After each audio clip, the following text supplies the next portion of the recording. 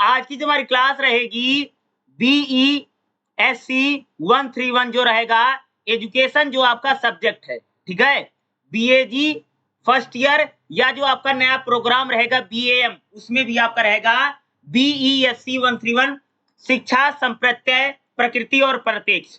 आज हम इसमें ब्लॉक नंबर 3 यानी खंड नंबर जो आपका 3 रहेगा देखेंगे, जिसमें आज हम लोग चैप्टर नंबर 9 शिक्षा एवं समाज क्या है इसको पढ़ेंगे। चैप्टर नंबर जो हमारा 10 रहेगा, चैप्टर नंबर जो हमारा 10 है शिक्षा एवं सामाजिकरण क्या है इसको भी पढ़ेंगे। साथ में चैप्टर नंबर 11 जो हमारा रहेगा शिक्षा में मुद्दे और चिंताएं कौन कौन सी हैं, और साथ में चैप्टर नंबर जो हमारा 12वां रहेगा, चैप्टर नंबर 12 जो है विद्यालय एवं समुदाय के मध्य अंतर क्रिया कैसे है। भाई हमारा जो स्कूल होता है, जो हमारा समुदाय है, ग्रुप है, वो आपस में अंतर क्रिया कैसे करता है। यानी 4 चैप्टर आज हम लोग इसी एक ही क्लास में पढ़ने जा रहे हैं, तो ध्यान से देखिएगा चैप्टर नंबर 9 क्या हमारा शिक्षा एवं समाज। शिक्षा एवं समाज में अगर आप देखेंगे तो इसमें आपके लिए इंपॉर्टेंट क्वेश्चन जो आपका बनेगा, समाज के उपतंत्र के रूप में शिक्षा। भैया हमारा जो समाज है यानी जो हमारी जो सोसाइटी है उसको एक तंत्र के रूप में शिक्षा यानी उस एजुकेशन जो है, जो शिक्षा है, वह समाज के लिए भाई बहुत ज्यादा इंपॉर्टेंट है। उपतंत्र यानी एक प्रकार का उसका पार्ट है एजुकेशन। और दूसरा देखिएगा विकास की प्रक्रिया में शिक्षा, यानी जो हमारा समाज है जो डेवलप करता है या जो विकास करता है उसके रूप में शिक्षा कैसे सहायक है। सामाजिक परिवर्तन की अवधारणा के रूप में देखो, समाज में जो बदलाव होता है, जो चेंज होता है, वह शिक्षा के कारण ही होता है। अब मैं एग्जांपल देकर बताऊं, देखो आप सबको पता होगा कि भाई पहले हमारे देश में महिलाओं को पढ़ने लिखने का मौका नहीं था, ठीक है? महिलाएं आग में जल जाती थी, सती प्रथा चलती थी, ठीक है? कन्या भ्रूण हत्या होता था, बाल विवाह होता था, अब सबको पता होगा। लेकिन जैसे जैसे समाज पढ़ता लिखता गया, जैसे जैसे समाज में शिक्षा आई, वैसे वैसे क्या रहा, समाज में परिवर्तन हुआ। यानी जो शिक्षा वो क्या कर देती है, समाज को बदल के रख देती है।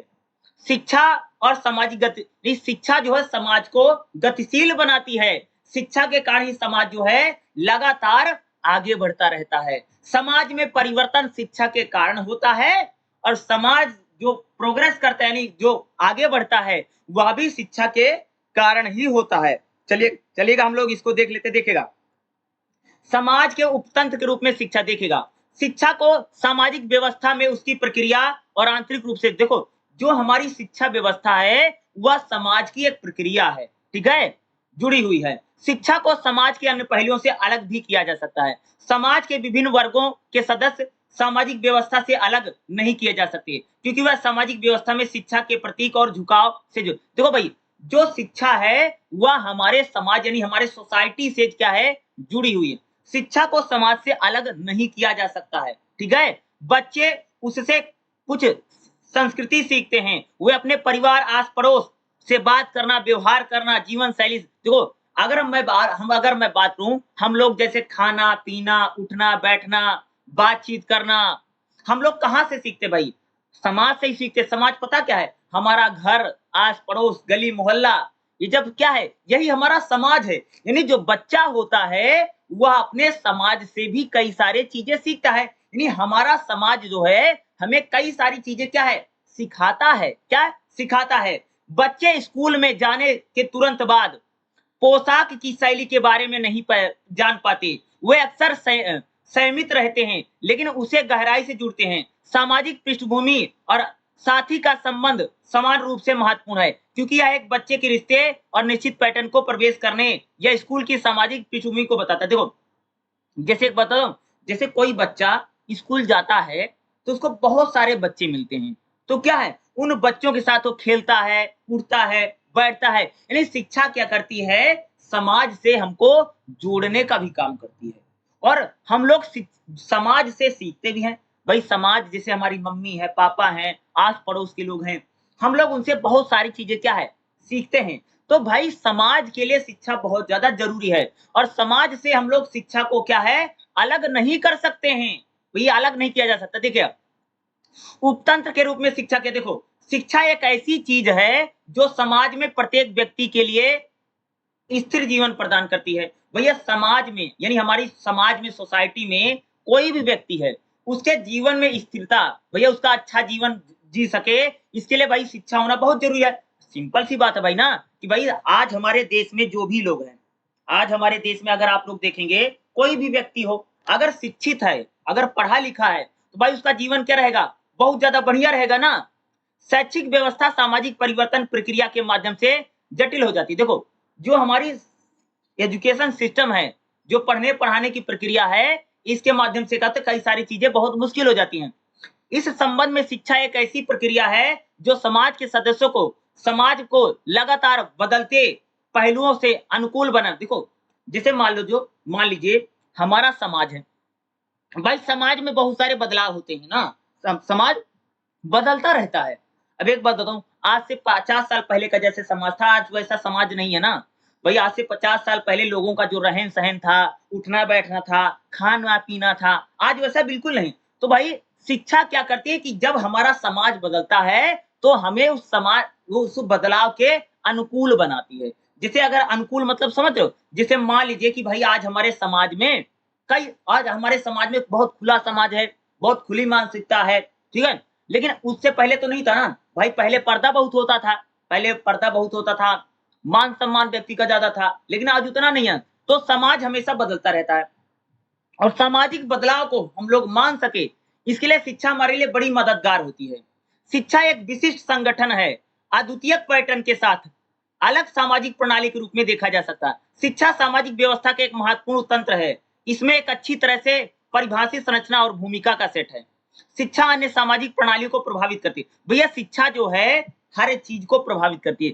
शिक्षा से व्यक्ति प्रभावित होता है और जब व्यक्ति देखो शिक्षा का व्यक्ति पर प्रभाव पड़ता है और व्यक्ति का जो प्रभाव हमारे समाज पर पड़ता है। यानी समाज के लिए जो है शिक्षा वो क्या एक प्रकार से सामाजिक संरचना का कारण है। समाज में बदलाव शिक्षा लाती है।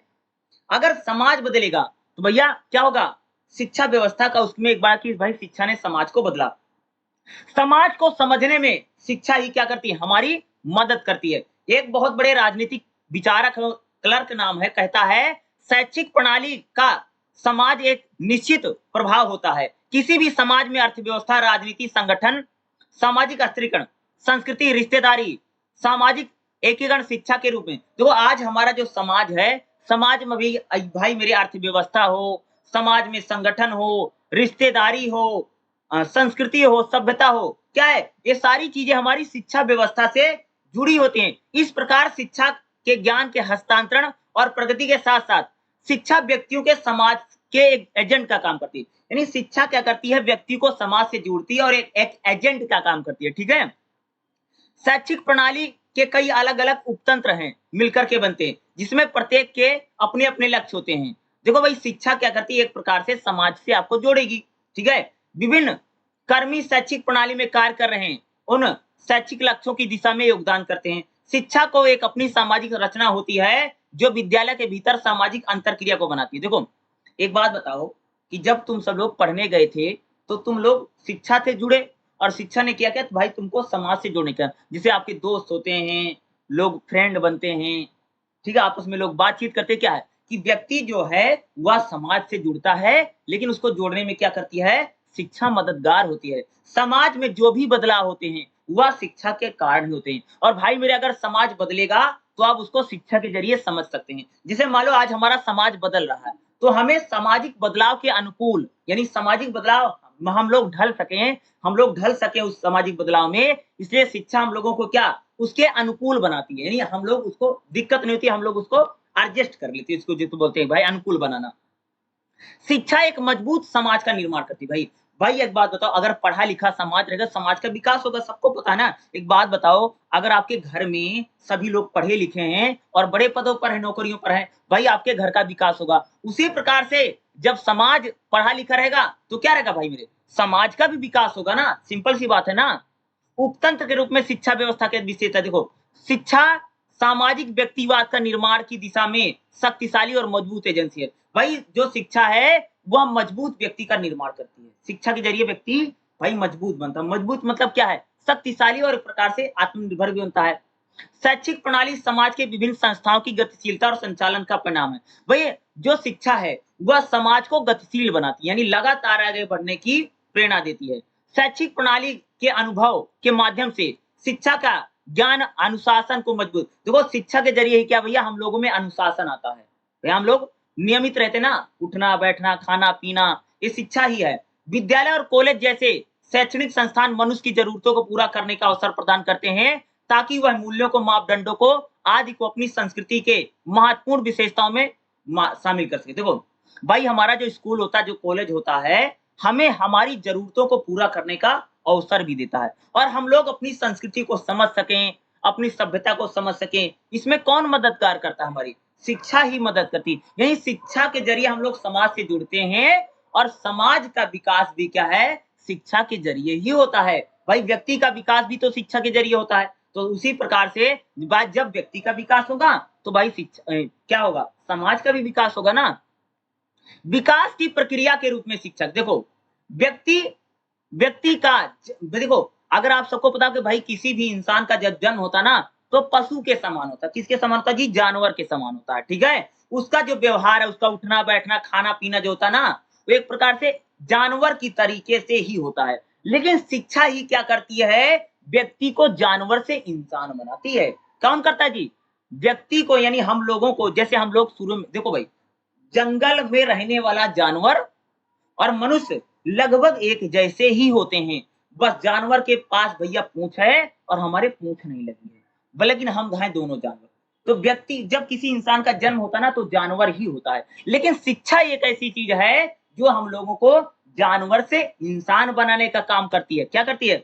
हम लोगों को जानवर से इंसान बनाने में कौन काम करती है? शिक्षा करती है। मनुष्य अपने अनुभव को शिक्षा की मदद से हासिल करता है और उन्हें अगली पीढ़ी में देता है। देखो हम लोग क्या करते हैं भाई, शिक्षा को हासिल करते हैं और हमारी जो अगली पीढ़ी है, आने वाली जो हमारी पीढ़ियां हैं, वह शिक्षा को क्या है? वो सीखती हैं और आगे बढ़ती हैं। इस ज्ञान के आधार पर अगली पीढ़ी आगे बढ़ती है। जैसे मान लीजिए हम लोगों ने पढ़ा लिखा, तो मैंने अपने बच्चों को पढ़ाया, हमारे बच्चे आगे बढ़े। इससे क्या होगा कि भाई मेरे समाज आगे बढ़ता ना। शिक्षा के बिना समाज और सभ्यता का विकास संभव नहीं है भैया। आज हमारा जो समाज है वह शिक्षा के बिना आगे बढ़ ही नहीं सकता है। शिक्षा क्या उसके लिए क्या है? बहुत ज्यादा जरूरी है। भाई पढ़ा लिखा समाज होना बहुत ज्यादा जरूरी है। इससे स्पष्ट है कि शिक्षा विकास की एक प्रक्रिया है। शिक्षा व्यक्ति के आदतों और सोच का विकास करती है। देखो जैसे हम लोग छोटे थे, जैसे हम लोग पहले खेलते थे कूदते थे, जैसे सोचते थे, आज हम लोग वैसा नहीं सोचते ना। क्योंकि आप लोग जैसे जैसे पढ़ते जा रहे हैं वैसे वैसे आपका दिमाग बढ़ता जा रहा है, वैसे वैसे आप में बदलाव आ रहे हैं। यानी शिक्षा क्या करती है? व्यक्ति का विकास करती है ना। यानी आपको सोचने समझने की शक्ति आ गई ना। एक समय कह सकते भैया आज के 10 साल पहले या 5 साल पहले 2 साल पहले आप जो सोचते थे, आज उन बातों को सोच करके आपको हंसी आती थी। मैं भी ऐसा सोचता था, मैं भी ऐसा करता था। क्योंकि शिक्षा जब हम लोग ग्रहण करते, जब पढ़ते लिखते हैं तो हमारा बदलाव भी होता है और हमारा विकास होता है। व्यक्ति के जीवन को सुखद बनाने के लिए, भाई हम लोगों का जीवन अच्छा हो, खुशहाल हो, उसके लिए शिक्षा है बहुत ज्यादा जरूरी है। इस प्रकार से परिवर्तन का दूसरा नाम ही विकास है। भाई समाज में अगर परिवर्तन होना है या बदलाव होना है तो वह शिक्षा के माध्यम से हो सकता है।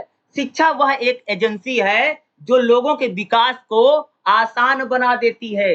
भाई समाज का जो विकास है, व्यक्ति का जो विकास है, उसको क्या कर देती शिक्षा?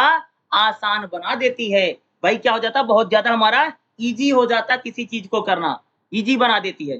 ठीक है, जॉन डेवी कहते हैं कि शिक्षा अनुभव की निरंतर प्रक्रिया है। हम लोग जो फील करते हैं, जो अनुभव करते हैं, जो सीखते हैं, वही शिक्षा है। क्या है कि जो हम लोग सीखते हैं वही क्या शिक्षा है। शिक्षा सभी जो हमारे हमले में जो क्षमता होती है उनका विकास करती है। जिसे मान लो आप में बोलने की क्षमता है, आप में बोलने की चीज है, या आप में पढ़ने की है, आप में दौड़ने की। शिक्षा क्या करती है? इनका विकास करती है। यानी आप में जो कैपेसिटी है, यानी आप में जो क्षमता है, आप में जो योग्यता है, योग्यता का व्यक्ति की योग्यता का विकास किसके द्वारा होता है? शिक्षा के द्वारा ही होता है। इससे व्यक्ति अपने परिवेश पर नियंत्रण कर सके और अपने अनुरूप चीजों को कर सकता है। देखो भाई शिक्षा हम लोगों का विकास करती है ताकि हम लोग शिक्षा के जरिए अपना विकास कर सकें। तो शिक्षा क्या एक प्रकार से कह सकते हो कि हमारी क्षमताओं को बढ़ाने का काम करती है। भाई क्या है? व्यक्ति की जो क्षमता बढ़ जाती है ना शिक्षा से। सामाजिक विकास की प्रक्रिया में शिक्षा, भाई हमारे समाज का जो विकास होता है शिक्षा के कारण ही होता है। मनुष्य एक सामाजिक प्राणी, भाई मनुष्य समाज में रहता है और जब हम शिक्षा के संदर्भ में सामाजिक विकास की बात करते हैं तो इसमें बच्चा देखो हम लोग जब छोटे थे, हम लोगों ने भैया बोलना कहाँ से सीखा? हम लोगों ने चलना कहाँ से सीखा? हम लोगों ने खाना-पीना कहाँ से सीखा? भाई हम लोगों ने अपने समाज से सीखा ना। तो समाज के विकास के लिए भाई शिक्षा बहुत ज़्यादा ज़रूरी है। जब छोटा बच्चा रहता है, तब वो अपने समाज से ही सीखता है भई ना। हमने मम्मी, पापा, बुआ कुछ भी बोलना सीखा होगा तो कहाँ से सीखा? भाई हमने अपने समाज से ही सीखा ना, अपनी सोसाइटी से सीखा है ना। समाज के आचरण को का प्रशिक्षण देने जैसी सभी चीज़ों को शामिल किया जाता है। शिक्षा मनुष्य को समाज में जोड़ने का काम करती है और भाई समाज में क्या अच्छा देखो, हम लोग जब पढ़ लिख लेते, शिक्षित हो जाते हैं, तभी तो हमको पता चलता है भाई क्या अच्छा है, क्या बुरा है। नहीं तो हमको क्या पता भाई क्या क्या समाज के लिए अच्छा, क्या हमारे लिए अच्छा ना। तो हम लोग अपनी अच्छाई-बुराई कब पता चलती है? जब हम लोग पढ़ते लिखते ना, भाई हमारे लिए समाज अच्छा है, हमारे लिए कोई व्यक्ति अच्छा नहीं अच्छा, हम कैसे जान पाएँगे? जब हम लोग पढ़ेंगे लिखे ना। मानव विकास की प्रक्रिया में शिक्षा सहायक है। भाई मनुष्य का जो विकास होता है, देखो मनुष्य जब पैदा होता है, तब वह पशु के समान होता है, यानी जानवर के समान इंसान पैदा होता है जी, ठीक है? शिक्षा ही है जो आदमी को जानवर से मनुष्य बनाती है, ठीक है? यानी क्या है? बनाती है। मूल्यों का विकास हो, सामाजिक मापदंड हो, व्यक्ति की सामाजिक प्रथा और सहयोग को क्या परिवर्तन करने का काम करती है? शिक्षा करती है। हम सभी लोग जानवर के रूप में ही पैदा हुए हैं, लेकिन शिक्षा ने क्या किया? हमें मनुष्य बनाने का काम किया। बच्चे की शुरुआती दिनों के दौरान उसके पालन-पोषण आदतों का विकास करना परिवार का महत्वपूर्ण जिम्मेदारी है। बच्चा जैसे-जैसे बड़ा होता है, वह समाज से जुड़ता है और समाज में आकर के वह सामाजिक जीवन का अनुभव प्राप्त करता है। इससे उसे महसूस होने लगता है कि होने लगता है कि भावना परिवार से शुरू होती है, लेकिन जब वह समाज व समुदाय के सदस्य के रूप में आता है, तो अपने आप को और करीब महसूस करने लगता है। जीवन के आरंभिक वर्षों की यह प्रक्रिया स्कूल में हिस्सा नहीं है, लेकिन इससे विभिन्न रूपों में शिक्षा का हिस्सा है। तो भाई मेरे जब कोई छोटा बच्चा होता है, तो अपने परिवार से काफ़ी जुड़ा रहता है, लेकिन बच्चा जैसे-जैसे बड़ा होता है, तब वह उसका जुड़ाव अपने समाज से होता है। तो भाई व्यक्ति का जुड़ाव समाज से होने में शिक्षा की क्या है, एक बड़ी भूमिका है। बच्चा जब विद्यालय जाता है तो भाई विद्यालय में जो उसको शिक्षा मिलती है, वह उसको समाज से और भी जोड़ने में क्या करती है? मदद करती है ना। अरे भाई जब बच्चा स्कूल जाता है, वहाँ पर लिखता है, पढ़ता है, बोलता, उठता, बैठता है, तब वह धीरे-धीरे उसका विकास होता है और वह एक समाज में उसकी भी समाज से भी जुड़ता है ना, उसके ज़्यादा-ज़्यादा दोस्त बन जाते हैं, जान-पहचान हो जाती है, सबसे नमस्ते-वमस्ते करने लग जाता है, बोलने बच्चा लग जाता है, ज़्यादा से ज़्यादा बोलने लग जाता है। क्या है? यानी बच्चा जैसे-जैसे पढ़ता है, वैसे-वैसे उसका विकास होता है और वह समाज से ज़्यादा खुद को जुड़ाव महसूस करने लग जाता है। ठीक है? संस्कृति विकास में शिक्षा सहायक है, यानी हमारे जो संस्कृति मतलब समझते हो? हमारा खान-पान, पहनावा, रीति-रिवाज, विवाह पद्धति, इसी को हम लोग बोलते हैं भैया संस्कृति। भाई हमारे संस्कृति में भी शिक्षा का क्या है? बड़े महत्व है। भई एक बात बताओ, हमारा खान-पान कैसा, हमारा पहनावा कैसा, हमारा रीति-रिवाज कैसे हैं? इसके विकास में भी क्या है? शिक्षा बड़ी मददगार है। जब हम एक बच्चे को शिक्षित करते हैं, तब हमारी संस्कृति का विकास होता है। क्योंकि भैया भाई मेरे जब बच्चा पढ़ता है, तब हमारी वह सभ्यता संस्कृति को सीखता है। क्या सीखता जी? तब वो हमारी सभ्यता संस्कृति को सीखता है। इससे शिक्षा क्या करती है? सामाजिक सांस्कृतिक देखो, जब बच्चा नाचना, डांस करना सीखेगा, कला सीखेगा, भाषा सीखेगा, रीति-रिवाज जानता है, कपड़े पहनना जानता है, भोजन आदि जब वह सीखता है तो क्या है कि बच्चा एक प्रकार से समाज से जुड़ता है और संस्कृति को वह सीखता है। यह अनुसरण करने और सीखने का पर्याप्त अवसर उसको मिलता है। बच्चा समाज की सांस्कृतिक परंपराओं से कई सारी चीजें सीखता है। यानी बच्चा ऑडियो के ज़रिए, वीडियो के ज़रिए लिख करके चीज़ों को क्या है, वो अपने समाज को क्या सीखता है तथा अपनी सभ्यता संस्कृति को बच्चा जो है, वह शिक्षा के ज़रिए ही सीखता है। यानी शिक्षा जो है, हमारी संस्कृति में यानी हमारा जो कल्चर है, हमारा खान-पान, पहनावा, रीति-रिवाज, उठना-बैठना जो है, इसमें भी क्या है, शिक्षा काफ़ी मददगार होती है। एजुकेशन क्या करती है भाई, इसमें मदद करती है। यानी अगर हम लोग पढ़े लिखे रहेंगे, शिक्षित रहेंगे, तब हम लोग अपनी सभ्यता, संस्कृति, खान-पान, पहनावा, रीति-रिवाज को हम ज़्यादा बेहतर ढंग से क्या भैया समझ पाते हैं, जोड़ने का काम करती है, ठीक है? शिक्षा समाज में परिवर्तन का भाई समाज में जो बदलाव होता है, समाज में जो चेंज होता है, वह शिक्षा के कारण ही होता है। भाई जब हमारा समाज पढ़ेगा, लिखेगा तो क्या होगा? समाज का विकास होता है ना जी, सबको पता ना भाई समाज जब प्रोग्रेस करते हैं, डेवलप होता है, जैसे जैसे आज हमारा सोसाइटी है, ठीक है? हमारा गली, मोहल्ला, गाँव-वाँव वालों हमारा समाज ही है, ठीक है? भाई गाँव में बदलाव आया, आप सबको पता होगा कि आप जब छोटे थे, तब गाँव कैसा था, अब गाँव बदल गया। आज एक बात बताऊँ, तुम सबने आज जब छोटे-छोटे थे, पहली, दूसरी या तीसरी, चौथी क्लास में पढ़ते थे, उस समय की दिल्ली, मुंबई, बड़े-बड़े शहर जो हैं, कैसे थे, आज कैसे हैं? यानी शहर बदले ना, समाज बदला ना, गाँव बदला ना, तो क्या है? इसके बदलाव में कह सकते हैं कि शिक्षा की बड़ी भूमिका होती है। समाज में एक बात बताऊँ, तुम सबको पता भी भाई हमारे समाज में पहले छुआ-छूत बहुत ज़्यादा होता था। भाई छोटी जाति का है, ऊँची जाति का है, बड़ी जाति का है, सब बहुत होता था ना, छोटी जाति, नीची जाति बहुत चलता था ना।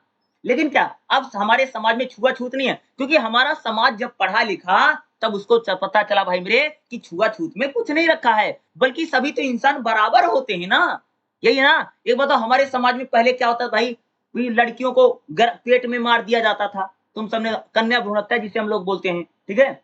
या पहले समाज में जो महिलाएँ होती थी भैया आग में बैठ जाती जब उनका पति मर जाता था, सती हो जाती थी ना। लेकिन आज ये जो सती प्रथा हो, बाल विवाह हो, ये सारी चीजें क्या है बंद हो गई ना। पहले तो भाई छोटी-छोटी उम्र में शादी कर दिया जाता था ना, लेकिन आज नहीं होती ना। आज लड़कियों को पढ़ने का मौका मिल रहा है। ये किसका कारण हो रहा है? भाई शिक्षा के कारण ही हो रहा है कि भाई शिक्षा ने समाज को बदला, समाज में परिवर्तन आया और वह सामाजिक परिवर्तन हमको शिक्षा के कारण ही देखने को मिलता है।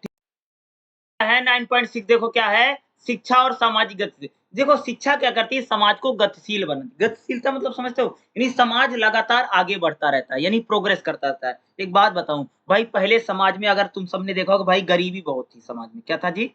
गरीबी बहुत थी। लेकिन अब जो गरीबी है, धीरे-धीरे देखा होगा कम हो रही है ना। लोगों का रहन-सहन बदला ना। एक बात बताओ, पहले लोगों का रहन-सहन ऐसा नहीं था। अब देखो हर घर में आपको बाइक मिल जाएगी, कार मिल जाएगी, चीज़ें मिल जाएगी। लेकिन आज से बहुत समय पहले शायद नहीं मिलता था समाज में। क्या-क्या? भाई शिक्षा का परिवर्तन ही हमें समाज को दिख रहा ना। भाई समाज में गतिशील रहे। देखो, पहले क्या होता कि भाई कम उम्र में शादी हो जाती थी, क्या होता था? पहले अगर आप लोग देखेंगे कम उम्र में यानी छोटी उम्र में ही क्या कर दी जाती थी, शादियाँ करवा दी जाती थी। लेकिन आज क्या है? आज कम उम्र में शादियाँ नहीं हो रही ना। पहले तो बहुत ज़्यादा कम उम्र में, छोटी उम्र में शादियाँ करवा दी जाती थी। लेकिन आज नहीं, आज समाज बदल गया ना, गतिशील समाज है ना। यानी आज समाज में हम उसे परिवर्तन को हम लोग क्या कर रहे हैं? देख रहे हैं ना। किस प्रकार से हम लोग को वहाँ पर देखने को मिलता है। जब समाज की संरचना में कुछ परिवर्तन होता है, तो समाज संबंधों का स्वरूप बदल देखो भाई जब समाज बदलता है, तो हमारे नाते रिश्ते बदल एक बात बताओ, पहले जैसा भाई माँ-बाप के संबंध भी नहीं रहे हैं, पहले जैसे बेटे भी नहीं रहे। एक बात बताओ, आज पहले जैसे बच्चे होते थे, आज वैसे बच्चे हो रहे हैं। आज तो नालायक बच्चे हो रहे हैं। बच्चा माँ-बाप का कहना ही नहीं मानता। ठीक है? क्या पहले जैसे हमारे नाते रिश्ते होते थे, वैसे नाते हमारे रिश्ते हैं? भाई नहीं रह गए ना। क्या है? समाज यही है समाज की गतिशीलता। यानी समाज लगातार क्या है भाई? बदल रहा है। यानी क्या है उसमें हमें परिवर्तन जो है, वह लगातार हम लोगों को क्या है? दिखाई देता है। क्या है? लगातार हम लोगों को क्या है? उस सामाजिक परिवर्तन को हम लोग क्या है? देखते रहते हैं ना। और वो कंटिन्यू हम लोगों को क्या है? उस सामाजिक परिवर्तन का हम लोग देखते हैं उस सामाजिक परिवर्तन को। ठीक है? वो क्या है? वो लगातार क्या है? बदल रहा है। सामाजिक गतिशीलता यही है। पीए सीरेकेन के अनुसार किसी व्यक्ति का एक स्थान से दूसरे स्थान पर सामाजिक समूह एक स्तर से दूसरे स्तर पर गतिशील बनाता है। जैसे मान लीजिए आज हम लोग यहाँ रहते हैं। एक बात बताओ, तुम सबने हमारे देश में देखा कि बहुत सारे लोग यूपी से, बिहार से, उड़ीसा से, झारखंड से भाई दूसरे-दूसरे स्थानों पे आके बस रहे हैं। क्या है? समाज आगे बढ़ रहा ना। भैया समाज में है, समाज की जो गतिशीलता है, यही तो है भाई समाज की गतिशीलता कि समाज जो है वह लगातार बदल रहा है। यह समाज भाई गतिशील है, लगातार परिवर्तन हो रहा ना। भाई पहले समाज में जो व्यवस्था थी आज वैसी व्यवस्था नहीं है। भाई पहले समाज में शादी जल्दी हो जाती थी, आज नहीं हो रही है। भाई पहले समाज में लड़की लोग इतना नहीं पढ़ पाती थी, लेकिन आज पढ़ पा रही हैं। क्या है? भैया क्या है? सामाजिक बदलाव ही तो है। क्या है? ये सामाजिक बदलाव का ही कारण है, क्योंकि समाज जो है हमारा लगातार क्या है? गतिशील है। उसमें बदलाव हम लोगों को देखने को मिल रहा है। ठीक है? अब ये चैप्टर तो लगभग हमारा हो गया है। इस चैप्टर से जो-जो क्वेश्चन बताए हैं, उनको आपको पढ़ करके क्या है जाना बहुत जरूरी है। और इस चैप्टर से आपको एग्जाम में क्वेश्चन पूछेगा ही पूछेगा। जो चीजें मैंने बताई है उतना आपको करके जाना है। इसी के साथ हमारा चैप्टर नंबर 9 जो है समाप्त हो गया है। चलिएगा हम लोग अगला चैप्टर देख लेते हैं जो हमारा नेक्स्ट चैप्टर रहने वाला है। चैप्टर क्या रहेगा? चैप्टर नंबर 10वां क्या है? शिक्षा एवं सामाजिकरण। क्या है? शिक्षा एवं सामाजिकरण। देखिएगा सामाजिकरण के अभिकरण कौन कौन? जैसे परिवार और सामाजिकरण क्या है, विद्यालय और सामाजिकरण क्या है, समुदाय और सामाजिकरण क्या है, संचार और सामाजिकरण क्या है, साथी समूह और सामाजिकरण क्या है। देखिएगा और ये बहुत इंपॉर्टेंट रहेगा 10.5 में क्या है, बच्चों के सामाजिकरण को प्रभावित करने वाले कारक। ये मोस्ट इंपॉर्टेंट क्वेश्चन हो सकता है। और जो परिवार सामाजिकरण है, विद्यालय सामाजिकरण है, इसमें से भी कह सकते हो कि एक क्वेश्चन आपके एग्जाम में आ सकता है। चलिएगा हम लोग इसको देख लेते हैं, इसमें जो इंपॉर्टेंट रहने वाला है और जो आपके पेपर में आ सकता है। तो चलिए हम लोग देख लेते हैं परिवार और सामाजिकरण क्या। देखिएगा एक समाज संस्था के रूप में परिवार का सामाजिकरण का रूप में, देखो भाई जो परिवार होता है वह एक संस्था के रूप में क्या रहता है, समाज का सदस्य होता है, समाज के रूप में कार्य करता है। देखो हमारा जो परिवार है, जो फैमिली है, वो क्या भाई समाज का एक पार्ट है ना, पार्ट समूह होता है ना। परिवार बच्चे किसी समूह को व्यवहार को स्वीकृत करने के तरीके सीखते हैं। देखो एक बात हो, परिवार में जो लोग होते हैं, जो बच्चे होते हैं, वो कहाँ समाज से सीखते हैं ना, किसी समूह के रूप में सीखते हैं ना। इसके माध्यम से बच्चों को समाज के जीवन के स्वरूप के अनुरूप ढाला जा सकता है। देखो जो हमारे परिवार में बच्चे होते हैं उनको क्या भाई समाज के अनुरूप ढाला जाता है। भाई उनको सिखाया जाता कि कैसे किससे बोलना, कैसे किससे उठना बैठना, नमस्ते नमस्कार सब सिखाया जाता ना, ताकि बच्चा सामाजिकरण को सीख सके। बच्चे व्यवहार के स्वरूपों को सीखते हैं जो समाज में एक अच्छा जीवन जीने के लिए जरूर। देखो हम जब बच्चा छोटा रहता है तब हम लोग बच्चों को सिखाते ना, परिवार में परिवार के लोग सिखाते ना, उसकी मम्मी है, पापा है, बुआ है, मौसी है, कोई भी लोग हैं, बच्चों को सिखाते बेटा कैसे नमस्ते करना है, कैसे लोगों से बात करनी है, किसको कोई आए तो आपको घर में बुलाना है, उसको पानी देना है। यानी जो परिवार होता है वह एक प्रकार से अपने बच्चों को समाज से जोड़ने का काम करता है। वो अपनी और दूसरों की भूमिका से सीखते हैं। इस तरह उनका सामाजिक देखो अगर जैसे हम लोग हैं भाई, हम लोग कैसे सीखते हैं, हम लोग इस प्रकार से सीखते हैं जैसे कोई हमारे सामने, जैसे मान लीजिए मेरी मम्मी जो है अगर कोई घर में आता है उसको बुलाती हैं, पानी पिलाती हैं, तो मैं सीखूंगा भाई कोई घर में आता है उसको बुलाना चाहिए, पानी पिलाना चाहिए। ठीक है। दूसरा हम लोग कैसे सीखते हैं, हमारे समाज जैसे होता है हम उस प्रकार से सीखते हैं। यानी हम लोग अपने परिवार से सीखते हैं और परिवार से जो हम लोग सीखते हैं उससे हम लोग क्या है भाई अपने समाज से जुड़ते हैं ना। बच्चे की शिक्षा में परिवार की सबसे महत्वपूर्ण भूमिका होती है। भाई कोई भी बच्चा हो, कह सकते हो कि उसकी पढ़ाई में जो होता है ना, परिवार सबसे बड़ी भूमिका, सबसे बड़ा जिम्मेदार परिवार है। बच्चा एक परिवार में जन्म लेता है या उसका पहला अभिकरण है जिसके माध्यम से वो समाज से जुड़ता है शिक्षा। तो भाई बच्चा जब जन्म लेता है तो परिवार से जुड़ता है और परिवार जो है बच्चे को समाज से जोड़ता है, क्योंकि बच्चा समाज में ही जाकर के क्या भाई पढ़ता है, लिखता है। परिवार एक प्राथमिक समूह है। क्या परिवार क्या है? एक प्रकार का प्राथमिक समूह है। यह सामाजिकरण का सबसे पहला और महत्वपूर्ण अभिकरण है। यानी परिवार जो है समाज का सबसे बड़ा यानी पहला उदाहरण है, पहला है। परिवार समाज की मूल इकाई है। भाई परिवार से ही समाज बनता है। जैसे हमारे परिवार में जैसे बच्चे के माता है, पिता है, भाई है, बहन है, दादा है, दादी है, इनसे बच्चा अपने संपर्क में आता है। परिवार में प्यार है, सहयोग है, विचार है, कई सारे गुण होते हैं और बच्चा इन सारे चीजों को परिवार में सीखता, मम्मी से, पापा से, बुआ से, दादी से, सभी चीजों से बच्चा सीखता है। और बच्चा जब अपने परिवार में सीखता है तो धीरे धीरे क्या भाई उसी को हम लोग बोलते हैं कि बच्चा अब समाज से जुड़ रहा है, उसका सामाजिकरण हो रहा है। यानी अब वो एक प्रकार से अपने घर, आसपास, गली मोहल्ले, आस पड़ोस क्या है उनसे भी धीरे धीरे जुड़ने लग जाता है। यानी परिवार जो है वह हमारे सामाजिकरण में मददगार होता है। क्या करता है भाई, हम लोग अपने परिवार से जुड़ते हैं और परिवार हमको क्या करता है, हमारे समाज से जोड़ने में क्या करता है, मदद करता है। आप समझ गए। अगला देखिए हमारा नेक्स्ट क्या है। जैसे अगला देखिएगा विद्यालय और सामाजिकरण क्या है।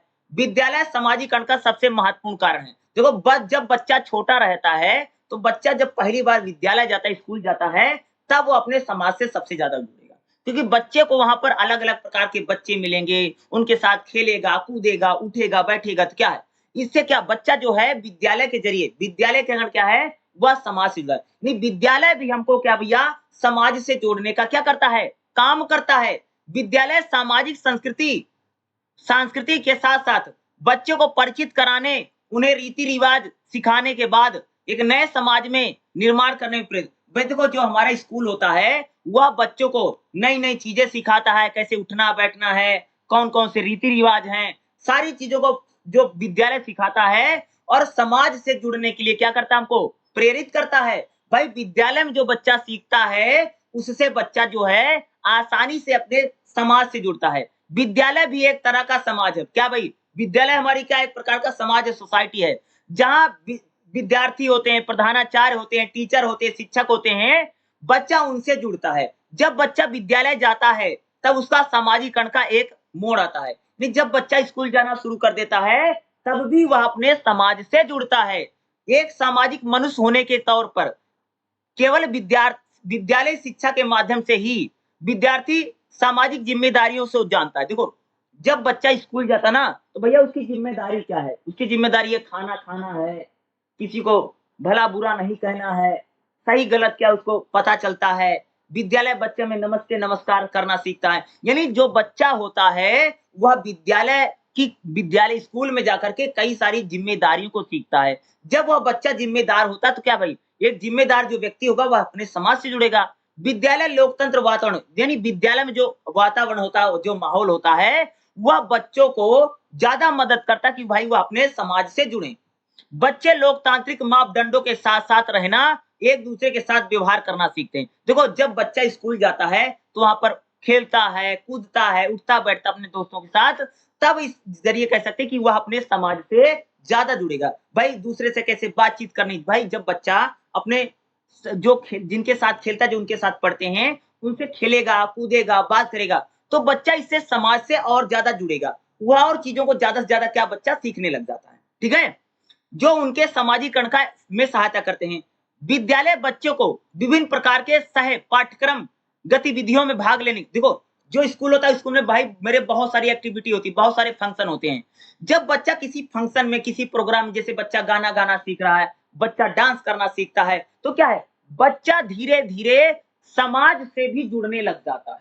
यानी स्कूल में बच्चा जो एक्टिविटी करता है, जो गतिविधियां करता है, उससे बच्चा क्या होता है कि समाज से भी जुड़ता है, क्योंकि स्कूल में नए-नए कार्यक्रम होते हैं, नई-नई चीजें होती हैं, नए-नए खेल खिलाए जाते हैं। इससे बच्चा जो है, यानी विद्यालय जो है, बच्चों को सामाजिकरण का एक कण है और बच्चे को विद्यालय समाज से जोड़ने में ज्यादा मददगार साबित होता है। तो ये एक अगर हम लोग बात करें, तो विद्यालय और सामाजिकरण अगर आपके एग्जाम में पूछा जाएगा, तो आपको यही लिखना पड़ेगा। ठीक है? चलिए अगला देखिएगा, समुदाय और सामाजिकरण क्या है। ठीक है? सरल शब्दों में, अगर इजी शब्दों में अगर मैं बात करूं, तो एक समुदाय छोटे क्षेत्र में रहने वाले लोगों को समूह कहते हैं।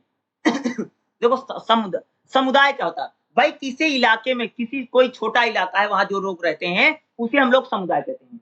जो अधिकतर जीवन के सामान्य तरीके से जीते हैं। जैसे आप देखा होगा कि जो छोटे-छोटे गांव कस्बे होते हैं, उसे हम समुदाय कहते हैं। ठीक है? समुदाय में समान कानून के तहत क्षेत्र में रहने वाले लोगों का एक समूह होता है, जिनके बीच में आपस में सहयोग होता है। समुदाय को निम्नलिखित कार्य करना पड़ता है। जो समुदाय होता है भैया, कोई न कोई काम करता है, उत्पादन करता है, जैसे खेत काटते हैं, बकरी चराते हैं, ये समुदाय होता है। उपभोग करना, सामाजिकरण, सामाजिक नियंत्रण, भागीदारी, परस्पर। देखो, जो हमारा समुदाय होता है, समुदाय से भी हम लोग क्या भैया सीखते हैं और अपने समाज से जुड़ते हैं। समुदाय क्या है? समुदाय एक प्रकार का छोटा सा ग्रुप होता है, जो विशेष प्रकार के कामों को करता है। यह छोटा सा जो ग्रुप है, जिसे हम समुदाय कह रहे हैं, वह एक इंपॉर्टेंट पार्ट है, लेकिन वह संख्या में थोड़ी हैं और कोई विशेष काम करते हो, इसलिए समुदाय उनको कहते हैं। समुदाय सामाजिकरण का एक महत्वपूर्ण कारण है। जिस तरह बच्चा परिवार और विद्यालय से बहुत ज्यादा प्रभावित होता है, जिस प्रकार से बच्चा अपने परिवार से सीखता है सामाजिकरण को, अपने स्कूल से सीखता है सामाजिकरण को, उसी प्रकार से बच्चा अपने समुदाय से भी सामाजिकरण को सीखता है। बच्चा अपने समुदाय के सभी गतिविधियों में जब भाग लेता है, जब उसमें पार्टिसिपेट करता है, तो बच्चे का विकास केवल परिवार में नहीं, बल्कि उसके समुदाय के वातावरण में भी होने लग जाता है। अब बच्चे में नए-नए विचार आते हैं, नई-नई चीजें आती हैं। अब बच्चा अपने समुदाय से अब वह समाज में भी ढलने लग जाता है। अकेले समुदाय के वातावरण का ही चमत्कार है कि बच्चा अपनी भाषा और अपने जीवन स्तर को एक विकसित कर लेता है। भाई समुदाय का ही कारण है कि बच्चा अपनी भाषा को बढ़िया बना लेता है और बच्चे अपने जीवन जीने के तरीकों को बढ़िया बना लेता है। अगर शॉर्ट में अगर मैं कहूँ, सामुदायिक वातावरण विकासशील बच्चों को सभी प्रभावशाली और अगोचर तरीके पर अपना प्रभाव डालते हैं। चूंकि प्रत्येक समुदाय अपनी संस्कृति होती है, इसलिए उन्हें विभिन्न संस्कृतियों से संबंधित बच्चे व्यवहार और स्वरूप में बहुत अंतर। देखो, समुदाय की भैया अलग-अलग खान-पान होता है, पहनावा होता है, रीति-रिवाज होता है, ढंग होता है। बच्चा जो है अपने समुदाय से भी सीखता है। जैसे मान लीजिए बच्चा आदिवासी समुदाय से आता है, बच्चा खानाबदोश समुदाय से आता है, तो बच्चा जो है अपने समुदाय से भी सीखता है और अपने समुदाय से सीख कर के क्या है, वह समाज से भी जुड़ता है। भाई हम लोग अपने समुदाय से सीखते हैं और फिर हम अपने जो सोसाइटी है, जो समुदाय है, उससे भी क्या भाई मेरे बच्चे का जो है जुड़ाव होता है। यह प्रगति धीरे-धीरे और लगातार चलती रहती है। यानी बच्चा धीरे-धीरे अपने समुदाय से जुड़ता है और समाज से जुड़ता है। ठीक है? सामुदायिक भागीदारी बच्चे के सामाजिकरण को प्रभावित करती है। यानी जब बच्चा अपने समुदाय से सीखता है, तो उसका सामाजिकरण भी प्रभावित होता है। समुदाय एक समाज ही होता है, क्योंकि यह वह स्थान है जहाँ बच्चा बड़ा होकर के स्वयं के लिए अपनी जिम्मेदारी को सीखता है। समुदाय सामाजिकरण का और शिक्षा का एक महत्वपूर्ण कारण है। वही समुदाय और जो समुदाय सामाजिकरण का क्या है, शिक्षा का एक महत्वपूर्ण कारण है। यह बच्चों की प्रयोगशाला है। बच्चा एक प्रकार से भैया अपने समुदाय में सीखता बहुत सारी चीजों को। जहाँ बच्चा किसी भी चीज को अनुभव करता है और अनुभव के जरिए उस चीजों को सीखता है, फिर वो अपने समाज से नहीं, जो सामाजिकरण है या जो कह सकते हैं एक प्रकार से समुदाय है, वह भी बच्चों को समाज से जोड़ने में क्या मददगार करता है। ठीक है? संचार क्या है? संचार मतलब भाई कम्युनिकेशन, जो रेडियो है, टेलीफोन है, मोबाइल है, इंटरनेट है, अखबार है, टीवी है, इन्हीं को हम बोलते हैं भैया संचार के माध्यम। तो संचार के जो माध्यम, जैसे संचार के माध्यम में जैसे भाई मीडिया है। मीडिया क्या है? प्रिंट मीडिया, अखबार है, न्यूज़पेपर है, जैसे इलेक्ट्रॉनिक मीडिया जैसे टीवी है, रेडियो है, सोशल मीडिया होता है जैसे फेसबुक है, इंस्टाग्राम है। ठीक है? फेसबुक है, इंस्टाग्राम है, यूट्यूब है। इन चीजों के जरिए भी हम अपने समाज से जुड़ते हैं ना भाई। सोशल मीडिया में देखते नहीं है कि भाई सब लोग पोस्ट कर रहे हैं, कोई अपने गाने की रील बना के डाल रहा है, कोई इस पर अपने परिवार के बारे में लिख रहा है, कोई अपनी फोटो डाल रहा है। यानी संचार माध्यमों के जरिए भी क्या है, हम लोग अपने समाज से जुड़ रहे हैं ना। जुड़ते नहीं भाई, बताओ सोशल मीडिया से क्या है, हम लोग अपने समाज से जुड़ रहे हैं भाई बिना। तभी तो सोशल मीडिया ही है कि हम लोग क्या है कि इन चीजों के कारण से क्या है, मीडिया और सोशल मीडिया से क्या है, हमारा जुड़ाव हो रहा है भाई मेरे। देखते नहीं कि कोई भी चीज हम तुरंत अपने व्हाट्सएप पर मैसेज कर देते हैं। भाई व्हाट्सएप पर हम अपने समाज से, भाई अपने मम्मी से, पापा से, बुआ से, दीदी से, बहन से, या आप लोग हमसे भी जुड़ते, भाई समाज से जुड़ना है ना। यानी जो सोशल मीडिया में हम लोग अपना वीडियो डाल देते हैं, रील डाल देते हैं, अपनी फोटो डाल देते हैं, तो क्या है, सोशल मीडिया और जो मीडिया के माध्यम से भी हम क्या है अपने समाज से जुड़ते हैं। और बच्चा अपने समाज से ज्यादा जुड़ता किससे भैया? सोशल मीडिया से। आज के जमाने में तो बच्चा समाज से सबसे ज्यादा सोशल मीडिया से ही जुड़ रहा है। नहीं क्या है, क्या फेसबुक हो गया, इंस्टाग्राम हो गया, यूट्यूब हो गया, उस पर वो वीडियो देख रहा है, लोगों से बातचीत कर रहा है, लोगों को जान रहा है, लोगों के विचार जान लेता है। उसको सारी जानकारी सोशल मीडिया से ही मिल जा रही है, फेसबुक से, इंटरनेट से, यूट्यूब से, इंस्टाग्राम से, इनसे सारी जानकारी मिल जाती है। यानी आज जो बच्चा है, आज जो सामाजिकरण है, वह संचार माध्यमों से हो रहा है और बहुत जल्दी तरीके से हो रहा है, बहुत तेजी गति से हो रहा है, तीव्र गति से हो रहा है ना भाई। अगर हम लोग बात करें तो बच्चे का जो संचार सामाजिकरण है, वह संचार माध्यमों का जो है वो बहुत तेजी से हम लोगों को देखने को मिल रहा है। बच्चा बहुत तेजी से भाई रेडियो में देख रहा है, टीवी में देख रहा है, उससे वो समाज से ज्यादा जुड़ रहा है कि उसको कैसे उठना बैठना, कैसे खाना पीना, कैसे बोलना चालना है। बच्चा प्रिंट मीडिया से, इलेक्ट्रॉनिक और सोशल मीडिया से जो बच्चा है, जो वो है, वह समाज से ज्यादा खुद को जुड़ाव महसूस कर रहा है। तो आपको अगर पूछेगा तो ये आपको लिखना। साथी समूह से, यानी जो हमारे जो फ्रेंड होते हैं, इसी को बोलते हैं साथी समूह। हमारे जो दोस्त होते हैं, उनसे भी हम लोग कई सारी चीजें सीखते हैं, जिससे हम लोग अपने समाज से और ज्यादा जुड़ते हैं। एक बच्चे के कई सारे साथी होते हैं, साथी समूह यानी उनके दोस्ती होती है। ठीक है? साथी समूह एक समान आयु के बच्चे होते हैं। जैसे मान लीजिए कि अगर किसी, जैसे मान मेरी उम्र 20 साल है, तो भैया मेरे जो साथी होंगे लगभग 20 साल के होंगे। तो मैं उन 20 साल के वाले बच्चों से सीखूंगा और अपने समाज से ज्यादा जुड़ूंगा, मेरा भी सामाजिकरण होगा। शेक्सपियर का एक शब्द है शमशान, साथी समूह का संगठन सदस्यों के द्वारा किया जाता है, जिसकी कुछ समान विशेषता होती है। जैसे भाई जो साथी जो फ्रेंड होते हैं उनकी एज एक जैसी होती है, वह एक लिंगी भी होते हैं, जैसे लड़कियों के लड़के दोस्त होते हैं, लड़कियों की लड़कियां दोस्त होती हैं। कुछ संस्कृतियों में देखा होगा कि साथी समूह आयु वर्ग के ही होते हैं, और कई बार ये बिना इनमें जो साथी समूह जैसे 4 बच्चे 5 बच्चे 6 बच्चे होते हैं, इनकी जो फ्रेंड सर्कल जो बन जाता है, इससे बच्चा जो है सामाजिकरण को और जल्दी से सीखता है और वह सोशल सोशल समाज से ज्यादा जुड़ता है। जब अपने साथी से दोस्त से बातें करता बातचीत करता है, वो समाज को और जानता है, क्योंकि उसका जो फ्रेंड होता है समाज दुनिया भर की बातें बताता है, सारी बातें बताता है कि जो मम्मी पापा भी नहीं बता रहे सब बताता है। तो बच्चा जो कह सकते हैं कि समाज से और ज्यादा खुद को जुड़ा तभी तब महसूस करता है जब उसके दोस्त उसको घुमाते हैं फिराते हैं, इधर ले जाते उधर ले जाते हैं, तो बच्चा जो समाज से क्या है ज्यादा सीखता है। तो क्या है साथी समूह से भी हमारा क्या होता है सामाजिकरण होता है। क्या होता है जी सामाजिकरण हम लोगों को देखने को मिलता है। अगला देखिएगा बड़ा इंपॉर्टेंट क्वेश्चन क्या है, बच्चों के सामाजिकरण को प्रभावित करने वाला, यानी बच्चों का जो सामाजिक उससे किससे, खेल एक ऐसी चीज है जिससे बच्चों का सामाजिकरण प्रभावित हो सकता है। खेल सामाजिक गतिशीलता को स्वाभाविक प्रदर्शन है, खेल में ही संघर्ष है, प्रतियोगिता है, कंपटीशन है।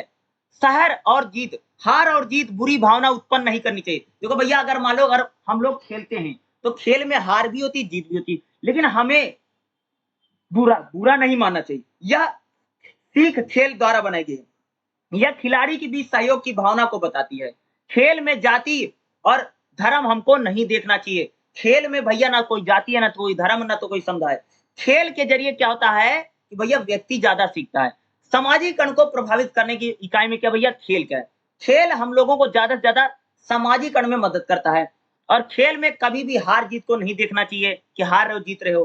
खेल में कभी भी लोगों का सहयोग करना चाहिए, चीटिंग नहीं करनी चाहिए। खेलते समय हम लोगों को भैया जैसे आपका कोई दोस्त है नीची जाति का ऊंची जाति का है, जातिवाद और धर्मवाद का भेदभाव खेल में नहीं करना चाहिए। अगला क्या है, बच्चों की देखभाल और पालन पोषण। बच्चों की परवरिश सामाजिकरण की प्रक्रिया में बहुत सहायक होती है। बच्चे तुम सबने भी देखा होगा भैया अगर किसी का परिवार बहुत अच्छा है तो बच्चे के संस्कार बहुत होते हैं, और किसी परिवार में अगर बच्चे का पालन पोषण सही से नहीं किया गया है, बच्चे के माँ बाप गाली बकते हैं, बच्चा भी गाली बक रहा है, ठीक है, माँ बाप किसी भी बच्चे का पालन पोषण कैसे किया गया है, वो उसको क्या क्या सिखाया गया, ये भी बच्चे के क्या कहते हैं एक प्रकार से सामाजिकरण में सहायक होता है। भाई बच्चा अगर अच्छे संस्कार सीखेगा बढ़िया रहेगा तो समाज से वो ज्यादा सीखेगा ना, सही बात है ना। बच्चों के सामाजिकरण को प्रभावित कौन करता है भैया, अगर बच्चे की देखभाल अच्छी हुई है तो बच्चा समाज से बेहतर जुड़ेगा, अच्छी चीजें सीखेगा। अगर बच्चे का पालन पोषण रहन सहन ठीक नहीं था तो बच्चा जो है वो सही नहीं रहेगा, उसका सामाजिकरण क्या प्रभावित हो सकता है। अगला सहानुभूति और प्रेम जो हमारे सामाजिकरण को प्रभावित करता है। सहानुभूति और प्रेम एक शब्द में ही बच्चों पर भारी बदलाव लाता है। बचपन में के दौरान बच्चा जब अपने परिवार और रिश्तेदारों से, यानी छोटा जब बच्चा रहता है तो अपने परिवार पर रिश्तेदार पर निर्भर रहता है ना, यदि बच्चे के साथ सहानुभूति और प्रेम से व्यवहार किया जाता है तो वह भी दूसरों के साथ वैसा व्यवहार। देखो एक बात बताओ, जब छोटा बच्चा होता माँ बाप अगर उससे प्यार करेंगे और रिश्तेदार सभी लोग उससे प्यार करेंगे तो बच्चा भी इस चीजों को सीखता है, वह भी दूसरों से प्यार करता है। क्या भाई बच्चा भी प्यार करने लग जाता ना। तो एक प्रकार से इससे भी हमारा सामाजिकरण प्रभावित होता है। अगला क्या है, सख्त परिवेश। सफल सामाजिकरण के लिए परिवार के सदस्यों को बच्चों को एक प्रकार से डिसिप्लिन में रखना जरूरी है। केवल कुछ समय के लिए उनको खुला छोड़ दिए और बच्चे क्या करें क्या नहीं करें इसे हमें देखना बहुत ज्यादा जरूरी है। यदि बच्चे पर नजर नहीं रखी जाएगी तो बच्चा भैया गलत कामों में जा सकता है और बच्चा समाज से जुड़ने की जगह पर समाज में गलत धारणा चीजों को कर देगा। यानी बच्चे पर देखभाल करना बहुत ज्यादा, जो माता पिता बच्चे की देखभाल नहीं करते हैं उनका बच्चा जो है गलत कामों में भी चला जाता है। सहयोग क्या है, बच्चे को दिया गया सहयोग उसके अंदर में भावना पैदा करता है, उससे पता चलता है कि कोई भी कठिन कार्य बहुत आसान है। भाई जब बच्चे की मदद की जाएगी तो बच्चे को एक प्रकार से मदद मिलती है, भाई मैं कोई भी काम कर सकता हूँ, मैं कहीं भी कर सकता हूँ, मैं कहीं आ जा सकता हूँ जा सकता हूँ। इससे क्या बच्चे में एक प्रकार से क्या होता है भाई मेरे कि उसके बहुत ज्यादा बल मिलता है, बहुत ज्यादा शक्ति मिलती है कि उसके जो मम्मी पापा उसको हेल्प कर रहे हैं मदद कर रहे हैं, उससे बच्चा भाई बहुत बेहतर होता है, सीखता है, उसमें आत्मविश्वास बना रहेगा कि कोई भी काम करेगा जिम्मेदारी के साथ करेगा, भाई मैं इस काम को कर लूंगा।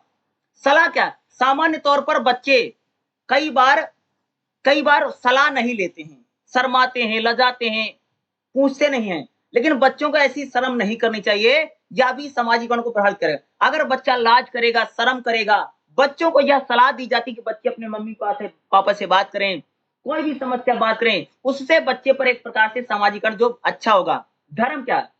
देखिएगा, बच्चे के सामाजिकरण के संबंध में धर्म भी एक महत्वपूर्ण योगदान देता है। जब बच्चा अपने धर्म के बच्चों के अन्य धर्म में विश्वास रखने वाले बच्चों से मिलता है, तो उसमें सहानुभूति, सहयोग दूसरे साथियों के प्रति भी होता है। जैसे मान लो एक हिंदू बच्चा है, जब वह मुस्लिम बच्चों से मिलेगा, तब उसमें एक प्रकार से दूसरे धर्म को भी मानने की चीज़ है। इससे बच्चे का जो सामाजिक विकास है, सहायक होता है और बच्चे का जो सामाजिकरण है, वो बढ़ेगा। ठीक है? एक प्रकार से आस-पड़ोस भी यानी आस-पड़ोस है, इससे भी हमारा भाई सामाजिकरण प्रभावित हुआ। अगर हमारा आस-पड़ोसी ठीक है, तो भैया बच्चे का सामाजिकरण बेहतर होगा।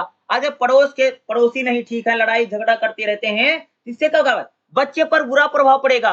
एक बार आपके पड़ोस में शोर मचता, गाने बजते हैं, चिल्ल-पॉ मची रहती है, तो क्या होगा? बच्चे पर नकारात्मक प्रभाव पड़ेगा, नेगेटिव इम्पैक्ट पड़ेगा जी। और बच्चे के सामाजिक प्रभाव इससे क्या हो सकता है? प्रभावित हो सकता है। ठीक है? आस-पड़ोस अगर अच्छा नहीं है, बगल के लोग अच्छे नहीं हैं, ठीक है? नात रिश्तेदार अच्छे नहीं हैं, ठीक है? ये भी हो सकता है। अगर बच्चे को सहयोग नहीं मिलेगा, बच्चे को अगर खुला छोड़ दिया जाएगा, उस पर नज़र नहीं रखी जाएगी, तो बच्चे का सामाजिकरण प्रभावित हो सकता है। बच्चे की देखभाल पर भी निर्भर करता है, बच्चा का सामाजिकरण कितना होगा। तो ये क्वेश्चन आपके लिए इम्पोर्टेंट हो सकता है, मोस्ट इम्पोर्टेंट क्वेश्चन बता रहा हूँ। इस टाइप के क्वेश्चन एग्जाम में आ सकते हैं।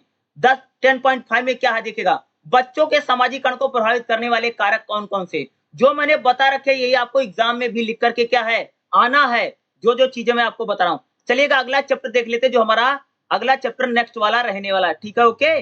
देखिएगा अगला जो हमारा चैप्टर रहेगा क्या रहेगा, चैप्टर नंबर 11 क्या है?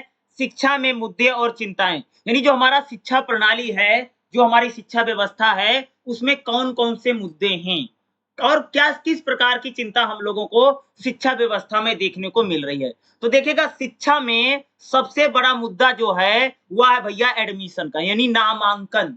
क्या है? शिक्षा में सबसे बड़ा मुद्दा क्या है? नामांकन का है। बच्चे विद्यालय तक पहुँच ही नहीं पा रहे हैं। स्कूल तक बच्चों की जो पहुँच है, वह काफ़ी मुश्किल हो गई है। आप सबने देखा भी होगा कि हमारी चाहे सरकार हो, चाहे हमारी राज्यों की सरकार हो या प्राइवेट स्कूल हो या सरकारी स्कूल हो, वो ज़्यादातर उनकी सबसे बड़ा यही मुद्दा है कि बच्चों के एडमिशन ज़्यादा से ज़्यादा किए जाएँ। आज हमारी जो सरकार है, वह सबसे ज़्यादा इसीलिए चिंतित है कि बच्चों तक शिक्षा को कैसे पहुँचाया जाए। आज हमारे देश में जो दूर-दराज के इलाके हैं, जो रिमोट एरिया मतलब समझते हो? जहाँ पर इंटरनेट नहीं पहुँचा है, जहाँ पर सुविधाएँ नहीं पहुँची हैं, जहाँ पर बिजली नहीं पहुँची है, वहाँ तक भी हम लोगों को शिक्षा का संचार करना है। जैसे आप सब इग्नू यूनिवर्सिटी में पढ़ते हैं, इग्नू क्या है? इग्नू तो खुद कहता है जन-जन का विश्वविद्यालय। यानी क्या है? ये पब्लिक यूनिवर्सिटी है। यानी इग्नू का एम क्या है? कि भैया हर व्यक्ति जो खास तौर से बीए, एमए या ग्रेजुएशन यानी कॉलेज की पढ़ाई करना चाहता है, वहाँ तक उसको किसी प्रकार की बाधा या किसी प्रकार की समस्या का सामना ना करना पड़े। और आज शिक्षा में एडमिशन या जो नामांकन है, यानी स्कूल तक बच्चों की पहुँच हो सके, यह सबसे बड़ा मुद्दा बना हुआ है। दूसरा शिक्षा में जो सबसे बड़ा मुद्दा है, वो गुणवत्ता का मुद्दा है। क्या गुणवत्ता मीन्स? यानी जो पढ़ाई है, उसकी क्वालिटी मतलब गुणवत्ता, अच्छे टीचर, ठीक है? अच्छा क्लासरूम। भाई आज शिक्षा में जो सबसे बड़ा मुद्दा है कि आप सबने देखा कि जो सरकारी स्कूल है, सरकारी स्कूल में शिक्षा अच्छी नहीं है। इसलिए तुम लोगों ने देखा कि वहाँ पर जो माँ-बाप हैं, अपने बच्चों को नहीं पढ़ाते हैं। अगर आपकी घर की स्थिति अच्छी होगी, अगर कोई 2 पैसा कमाने लग जाता है, तो भैया वो अपने बच्चों को सरकारी स्कूल में नहीं पढ़ाता है, बल्कि कहाँ पर? किसी प्राइवेट स्कूल में भेजेगा, बढ़िया स्कूल में। यानी आज शिक्षा में कह सकते हैं कि गुणवत्ता यानी क्वालिटी, यानी सरकारी स्कूलों में जो पढ़ाई है ऐसी नहीं हो पाती ना, ये तो हमारे देश में फैला हुआ ना कि शिक्षा में दूसरा मुद्दा क्या है? गुणवत्ता का है कि भैया अच्छे टीचर, अच्छा स्कूल, अच्छा क्लासरूम, यह भी कह सकते हैं कि एक बहुत बड़ा मुद्दा है। और सरकार भी भाई शिक्षा व्यवस्था को बेहतर बनाने का तमाम प्रयास कर रही है। आप सब देखते होंगे कि टीचरों की जब भर्ती की जाती है, उनसे कितने प्रकार के टेस्ट करवाए जाते हैं, कितने एग्जाम होते हैं, आप सबने देखा ही होगा। शिक्षक शिक्षक जो भर्ती होती है, उसमें सरकार कितनी सख्ती बरतती है ताकि अच्छे टीचर हम लोगों को मिल सकें, ताकि एजुकेशन सिस्टम का जो शिक्षक धुरी है, भाई अगर बढ़िया शिक्षक नहीं रहेगा, तो भाई शिक्षा भी अच्छी नहीं रह पाएगी। इसलिए क्वालिटी यानी गुणवत्तापूर्ण शिक्षकों की जरूरत है, ताकि वह बच्चों को बेहतर पढ़ा सकें, अच्छा पढ़ा सकें, यानी गुणवत्ता है। अगला शिक्षा में दूसरा जो बड़ा मुद्दा है, वो कह सकते हैं भाई समानता असमानता का मुद्दा है। आप सबने देखा कि हमारे समाज में काफी असमानता है। असमानता मतलब समझते हो, जैसे अमीर और गरीब।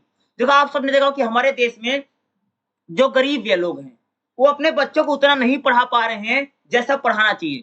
भाई आप सबने देखा जो अमीर घर के लोग हैं, वो अपने बच्चों को पढ़ने के लिए दूसरे देशों में भेज देते हैं, लेकिन जो गरीब व्यक्ति है, वो कहाँ भेज पा रहा है? आप सबको पता होगा। आज देखते नहीं कि भाई कोचिंग का जमाना है। आज बच्चों को स्कूल में कम, कोचिंग में ज्यादा भेजा जा। कोचिंग कौन पढ़ा पाएगा? जिसके पास पैसा है।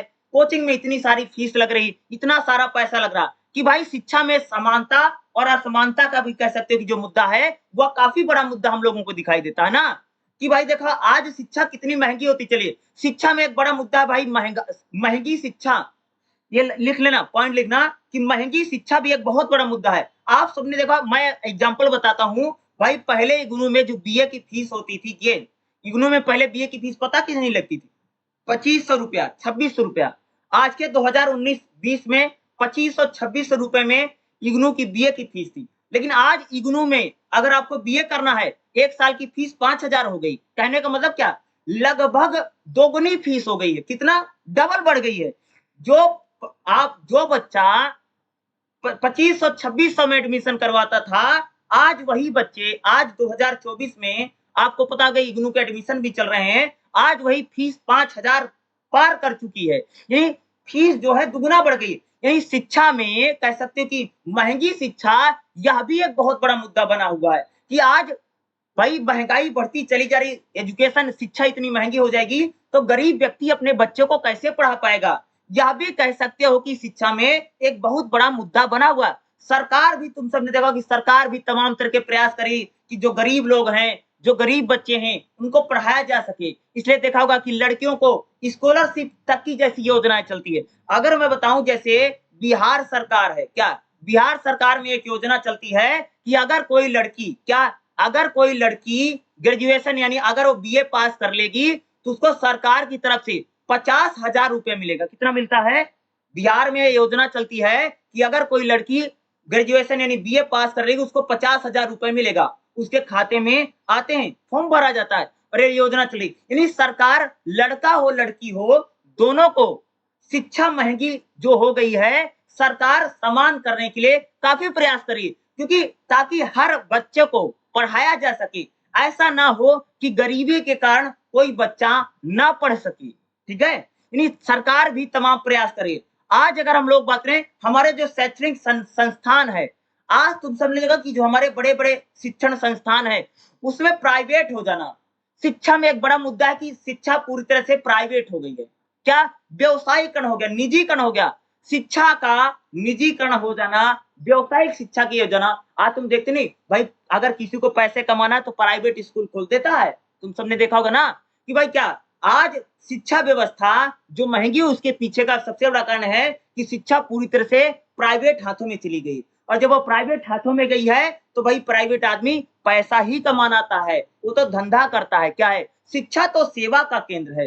भाई आज पहले के जमाने में जो पढ़ाई होती थी, वह तो सेवा की भाव की होती थी। लोगों को पढ़ाना लिखाना क्या था? अच्छा माना जाता था, किसी की सेवा के काम करने योग्य माना जाता। लेकिन आज जो भाई शिक्षण जो संस्थान है, जो बड़े बड़े प्राइवेट स्कूल हैं, बड़े बड़े कॉलेज हैं, बड़ी बड़ी प्राइवेट यूनिवर्सिटियां हैं, वो तो सिर्फ पैसा कमाने का अड्डा बन के रह गई। यानी आज शिक्षा में सबसे बड़ा मुद्दा यह भी बना है कि शिक्षा पूरी तरह से प्राइवेट हाथों में चली गई है। ठीक है, ये सारे क्या शिक्षा के मुद्दे हैं और आपके पेपर में पूछा भी जा सकता है और आपके एग्जाम में पूछेगा शिक्षा में कौन कौन से मुद्दे हैं और शिक्षा में कौन कौन सी चिंताएं। नहीं, आज हमारे देश में अगर आप देखोगे तो शिक्षा को लेकर के ये सारी चिंताएं हम लोगों को देखने को मिल रही हैं। आप सबने देखा कि भाई शिक्षा में कितना बड़ा इशू बन रहा है कि देखो, जैसे मैंने एक नामांकन की चर्चा की कि भाई एडमिशन आप सबने देखा कि जैसे एडमिशन की जैसे मैंने चर्चा की, भाई पता है बहुत सारी लड़कियाँ ना जैसे 5वीं क्लास में स्कूल छोड़ देती हैं, कुछ लड़कियाँ 8वीं क्लास में छोड़ देती हैं, कुछ लड़कियाँ 12वीं क्लास में स्कूल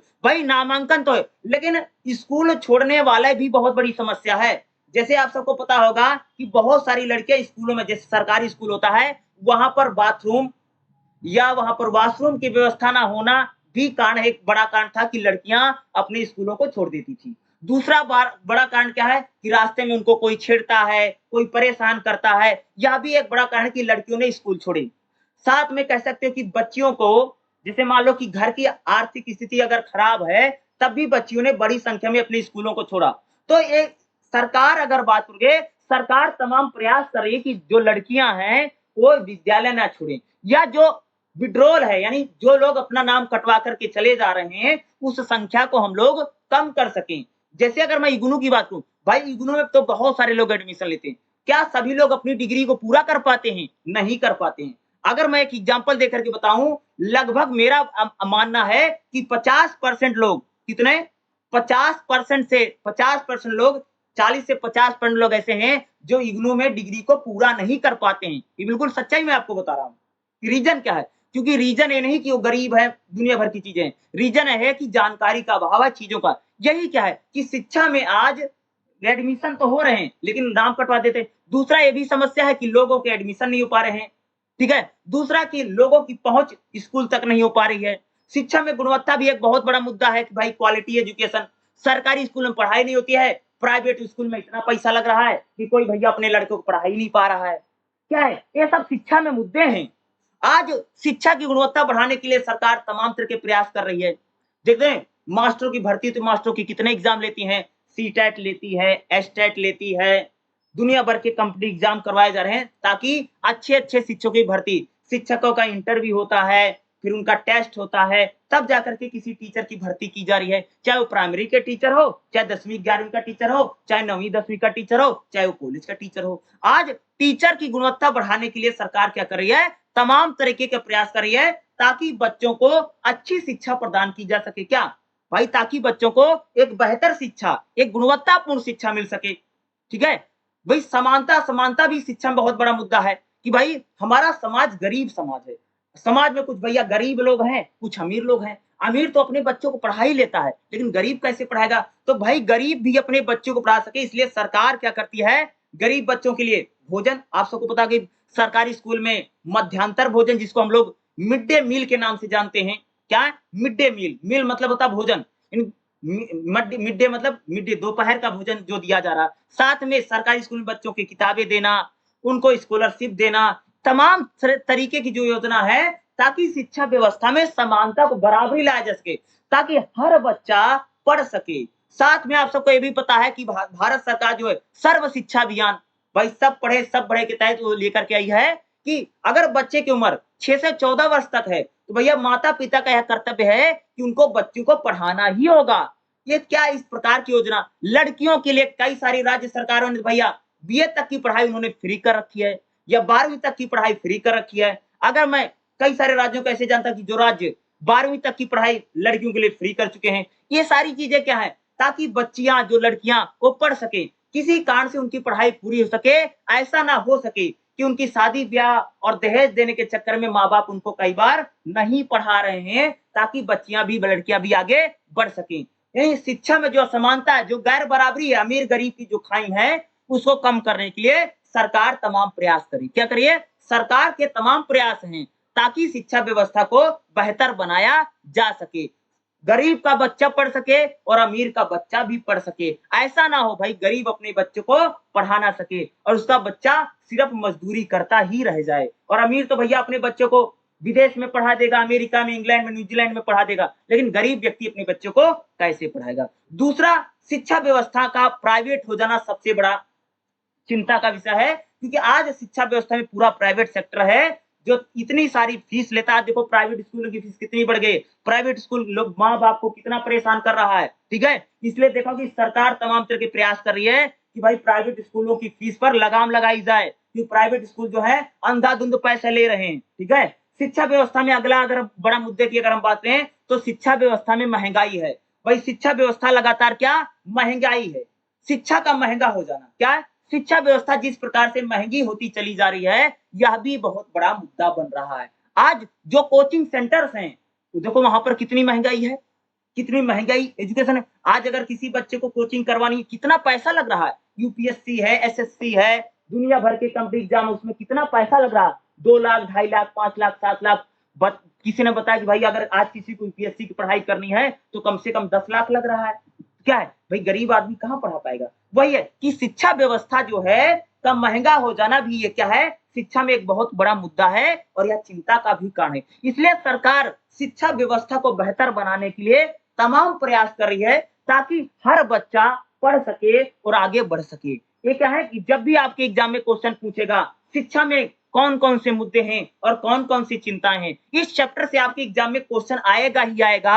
और आपको जो जो मैंने चीजें बताई हैं इसको बाकायदा आपको हेडिंग बना करके और पॉइंट बना करके अच्छे से लिख दीजिएगा, तो क्योंकि ये बहुत इजी है और आप लोग इसको कर भी सकते हैं। जो जो चीजें मैंने बताई हैं वही वही चीजें आप पेपर में लिख देना। चलिएगा हम लोग अगला चैप्टर देख लेते हैं। जो हमारा अगला चैप्टर है, अगला जो हमारा चैप्टर है 12वां चैप्टर, जो दिखेगा क्या है, विद्यालय एवं समुदाय में मध्य अंतर क्रिया। क्या देखो भाई, मेरे जो विद्यालय होता है और जो हमारा समुदाय है उसके मध्य कैसी अंतर क्रिया। तो देखिएगा, विद्यालय विकास एवं शिक्षण प्रक्रिया समुदाय की भूमिका, ये इंपॉर्टेंट हो सकता है। और मोस्ट इंपॉर्टेंट क्वेश्चन आपका बनेगा, शिक्षा का अधिकार अधिनियम 2009 विद्यालय एवं समुदाय के साथ लाने के लिए संदर्भ में क्या है।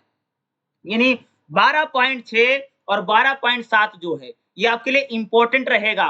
देखो विद्यालय और समुदाय क्या भाई, विद्यालय जो हमारा स्कूल होता है, समुदाय यानी हमारी जो एक प्रकार की कम्युनिटी होती है, ठीक है।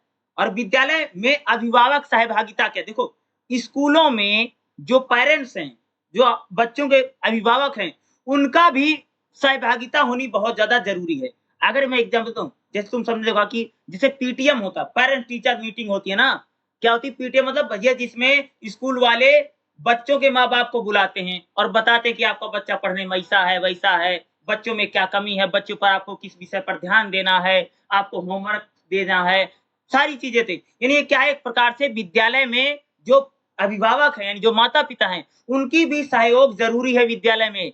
बल्कि जो माता पिता होते हैं वो भी विद्यालय की जो अलग अलग कमेटियां होती हैं, अलग अलग ग्रुप होते हैं, उसमें भी वो लोग क्या होते हैं, मेंबर होते हैं, ताकि विद्यालय जो है और जो अभिभावक यानी जो पेरेंट्स हैं वो मिलकर बच्चे पर ध्यान दे और बच्चे क्या कहो मेरे विकास हो। ठीक है, अब देखिएगा 12.6 जो इंपॉर्टेंट है आपके एग्जाम में आ सकता है और 12.7 इंपॉर्टेंट रहने वाला है। चलिएगा हम लोग इसी को देख लेते हैं क्योंकि ये ज्यादा इंपॉर्टेंट रहेगा, जो कि आपके एग्जाम में पूछा भी जा सकता है। ठीक है, तो देखिएगा इसमें का अगला जो हमारा है, देखोगा 12.6 का है, विद्यालय विकास में शिक्षण प्रक्रिया में समुदाय की भूमिका। देखिएगा, विद्यालय अभिभावक तथा समुदाय को विद्यालय के विकास तथा शिक्षण के लिए का, देखो कह रहे भाई जो हमारा स्कूल है, स्कूलों को, माता पिता को और जो हमारा समुदाय है, इसको बच्चों को पढ़ाने लिखाने में क्या करना चाहिए, सहयोग करना चाहिए। क्या करना चाहिए जी, ज्यादा से ज्यादा सहयोग करना चाहिए। यह कदम निश्चित रूप से स्वास्थ्य, सुख और सभी विद्यार्थियों के लिए बढ़ावा देगा। देखो अगर भाई बच्चों को पढ़ाने लिखाने में माता पिता, स्कूल और जो हमारा समुदाय है, आसपास के जो लोग हैं, अगर वह मदद करेंगे तो भैया बच्चा जो रहेगा ज्यादा से ज्यादा सीखेगा। जब विद्यालय अभिभावक की सहभागिता तथा समुदाय मिलकर के विद्यालय में बेहतर जुड़ने के इच्छुक होंगे, तब विद्यार्थी की आवश्यकता को प्रभावी ढंग से प्रभावित करेगा। देखो भाई, जब स्कूल हो, मम्मी पापा हो, माता पिता हो और आसपास का जो लोग हो, जब ये लोग मिलजुल करके विद्यालय में विद्यालय से जुड़ेंगे तो हो सकता है कि जो बच्चा है वह ज्यादा प्रभावशाली रूप से पढ़ने में सक्षम होगा। परिवार तथा समुदाय सहभागिता विद्यालय और समाज में साझेदारी बढ़ा देगी। यानी जब हमारा जो परिवार है वह भी विद्यालय के साथ जुड़े, हमारा समुदाय विद्यालय के साथ जुड़ेगा, तब विद्यालय जो है शायद बच्चे पर ज्यादा ध्यान देगा और बच्चे का विकास ज्यादा होगा। इस साझेदारी का परिणाम संसाधन को साझा करना तथा अधिकतम, देखो भाई अगर माता पिता भी, विद्यालय भी, आसपास के लोग भी अगर बच्चे पर ध्यान देंगे तो संसाधन पर ध्यान देंगे तो इसका अधिक लाभ उठाया जा सकता है, जो बच्चों को दूसरे के साथ स्वास्थ्य, व्यवहार और विकास में सहायता करेगा। भाई बच्चों का स्वास्थ्य अच्छा रहेगा, बच्चा खुश रहेगा, खुशहाल रहेगा, खेलेगा कूदेगा, तो भाई उसकी पढ़ाई भी साथ साथ होती रहेगी और उसका विकास भी होता रहेगा। वो स्वस्थ भी रहेगा और पढ़ेगा भी लिखेगा। अगर माता पिता स्कूल और आसपास के लोग अगर मिलजुल करके मदद करेंगे सपोर्ट करेंगे तो हो सकता है कि विद्यालय और विकास विद्यालय की मदद से माता पिता की मदद से और समुदाय की मदद से बच्चे का जो विकास हो ज्यादा से ज्यादा होगा। देखिएगा विद्यालय के विकास में समुदाय की भूमिका इस प्रकार होगी। देखो समुदाय एक संसाधन के रूप में होता है। समुदाय के लोग क्या होते हैं? समुदाय यानी जो ग्रुप आसपास का इलाका समुदाय है जी, ठीक है, वो लोग एक संसाधन के रूप में काम करेंगे, उसकी मदद करेंगे। समुदाय एक दबाव के रूप में काम करता है। जैसे भाई स्कूल में टीचर नहीं आ रहा है तो लोग जा करके बोलेंगे भाई मास्टर आपका क्यों नहीं आता है, वो क्यों एब्सेंट रहता है। मान लो स्कूल का टीचर बच्चों को पढ़ा नहीं रहा ढंग से तो आसपास के लोग मम्मी पापा जो सभी लोग मिलजुल के स्कूल में जाकर के शिकायत करेंगे भाई आपका टीचर सही से बच्चों को पढ़ाता नहीं है, सही टाइम से आता नहीं है। तो भाई स्कूल पर प्रेशर बनेगा, स्कूल पर दबाव बनेगा और स्कूल टीचर को कहेगा भैया आपको अच्छे से पढ़ाना है। समुदाय स्कूल में समय समय पर जाकर के चेक करेगा। जैसे आपका स्कूल किसी गांव में है तो गांव के लोग अगर स्कूल को चेक करेंगे टीचर सही से पढ़ा रहा है या नहीं पढ़ा रहा तो शायद स्कूल बच्चों पर ज्यादा से ज्यादा ध्यान देगा। इससे बच्चे का काम भाई बढ़िया होगा। समुदाय एक मूल्यांकनकर्ता के रूप में भाई यानी जैसे मान लीजिए किसी स्कूल में कोई गांव है तो गांव के लोग जाकर के स्कूल को चेक करें भाई पढ़ाई अच्छी हो रही है कि नहीं हो रही है, कौन सा टीचर सही पढ़ा रहा है, कौन सा सही नहीं पढ़ा रहा, टीचर टाइम से आ रहे हैं या टीचर टाइम से नहीं रहे। अगर गांव के लोग भी या जिस जिस इलाके में स्कूल है उस इलाके के लोग अगर उस स्कूल की देखभाल करेंगे और चीजों को देखेंगे तो शायद विद्यालय भाई पर प्रेशर रहेगा और विद्यालय अच्छा काम करेगा। समुदाय विद्यालय परिवार के भाग के रूप में ना कि विद्यालय की संसद नहीं विद्या जो समुदाय आसपास के जो लोग हैं जैसे मान लो किसी गांव में कोई स्कूल है तो गांव के लोग भैया उस स्कूल के एक पार्ट है, हिस्सा है। और जो है कोई स्कूल में शहर है तो भाई आसपास के इलाके लोग उसके भाग हैं, ठीक है। समुदाय एक स्रोत के रूप में काम करेगा यानी उनको मदद करेगा। स्कूल में अगर कोई सुख सुविधा कम है, कोई समस्या है तो समाधान करें। यानी क्या है कि भाई जो विद्यालय है माता पिता का भी सहयोग अगर मिलेगा विद्यालय को तो शायद हो सकता है कि बच्चे का विकास ज्यादा बेहतर ढंग से हो सकता है।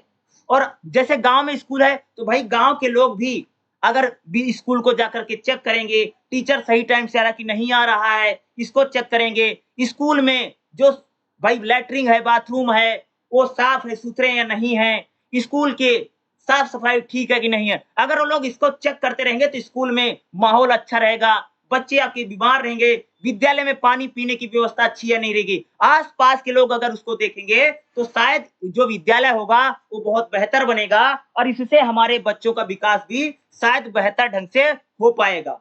समझ रहे हो? समुदाय के योगदान से स्पष्ट रूप से देखा जा सकता है कि जब विद्यालय नामांकन के लिए विद्यालय छोड़ने के लिए मामलों में संभाल नहीं सकते हैं, ऐसे मामलों में यह समितियां ऐसे विद्यार्थियों को उनके मोहल्ले में ढूंढती हैं और विद्यालय को आने के लिए मनाती हैं। जैसे मान लो कि भाई कि बच्चों को स्कूल में ज्यादा से ज्यादा एडमिशन हो तो आसपास के इलाके के लोग अगर मदद करेंगे तो शायद विद्यालय में ज्यादा से ज्यादा बच्चों का एडमिशन हो सकता है, ठीक है भाई। अगर किसी इलाके में कोई स्कूल है आसपास के लोग अगर विद्यालय को अपना मानेंगे और विद्यालय में हमेशा लगे रहेंगे तो शायद वो लोग समझेंगे कि हमें भी अपने बच्चों को उस विद्यालय में पढ़ने के लिए भेजना चाहिए। वह कक्षा की समीक्षा करेंगे तथा सकारात्मक आपत्तियां भी दे सकते हैं। भाई जो समुदाय है जो माता पिता है अगर माता पिता भी आकर के स्कूल को चेक करें भाई पढ़ाई अच्छी नहीं तो भाई बच्चे पर स्कूल जो बेहतर काम करेगा ना वह स्वयं एक दबाव समूह की तरह काम करेंगे और सकारात्मक चीजों को लागू करेंगे। भाई अगर माता पिता आसपास के लोग आगे स्कूल में आएंगे तो स्कूल में बढ़िया बढ़िया चीजें होंगी, अच्छी अच्छी एक्टिविटी होगी जिससे बच्चों पर के भाई उनका विकास होगा। स्कूल में एक पॉजिटिव माहौल एक सकारात्मक माहौल बनेगा जी। समुदाय न केवल विद्यालय की कुछ विशिष्ट गतिविधियों के लिए चंदा इकट्ठा करेगा बल्कि विद्यालय के लिए बहुत पैसा हो सकता है। भाई आसपास के लोग अगर अच्छे होंगे तो स्कूल में जैसे कंप्यूटर मंगवाना है, डेस्क बेंच मंगवानी है, स्कूल में कोई जैसे ठंडे पानी के लिए वाटर कूलर लगवाना है। भाई अगर सरकार मदद नहीं कर रही है तो आसपास के लोग अगर पैसा जुटाएंगे तो शायद विद्यालय में ऐसी सुख सुविधाएं आसानी से आ सकती हैं अगर लोग मदद करेंगे। वही हम लोग बात करें कि समुदाय आसपास के लोग अगर विद्यालय में देख रेख करेंगे चीजों करेंगे तो शायद विद्यालय और समुदाय मिलकर के बच्चों को विकास में बड़ी भूमिका निभा सकते हैं।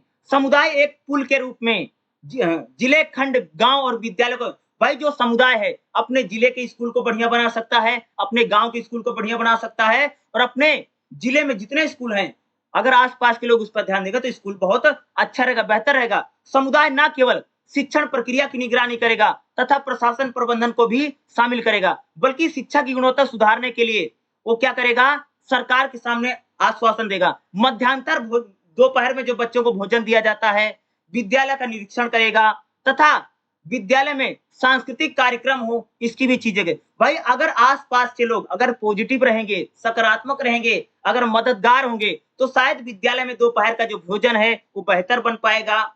विद्यालय का वो लोग मुआयना करेंगे, देख-रेख करेंगे, तो विद्यालय में जो चीजें हैं, जो डेस्क हैं, बेंच हैं, कंप्यूटर है, तो दुनिया भर की तमाम चीजें हैं, वो भी सुरक्षित रहेंगी और बच्चों को लंबे समय तक उससे लाभ भी मिलेगा।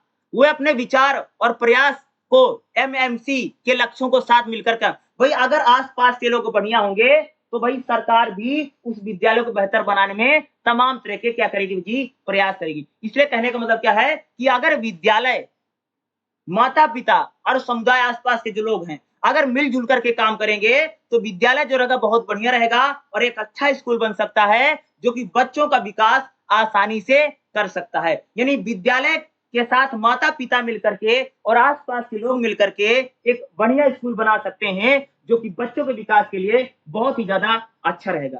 अब देखो यहाँ पर एक चीज़ स्टडी देखो, शिक्षण प्रक्रिया में समुदाय का सहयोग क्या रहेगा?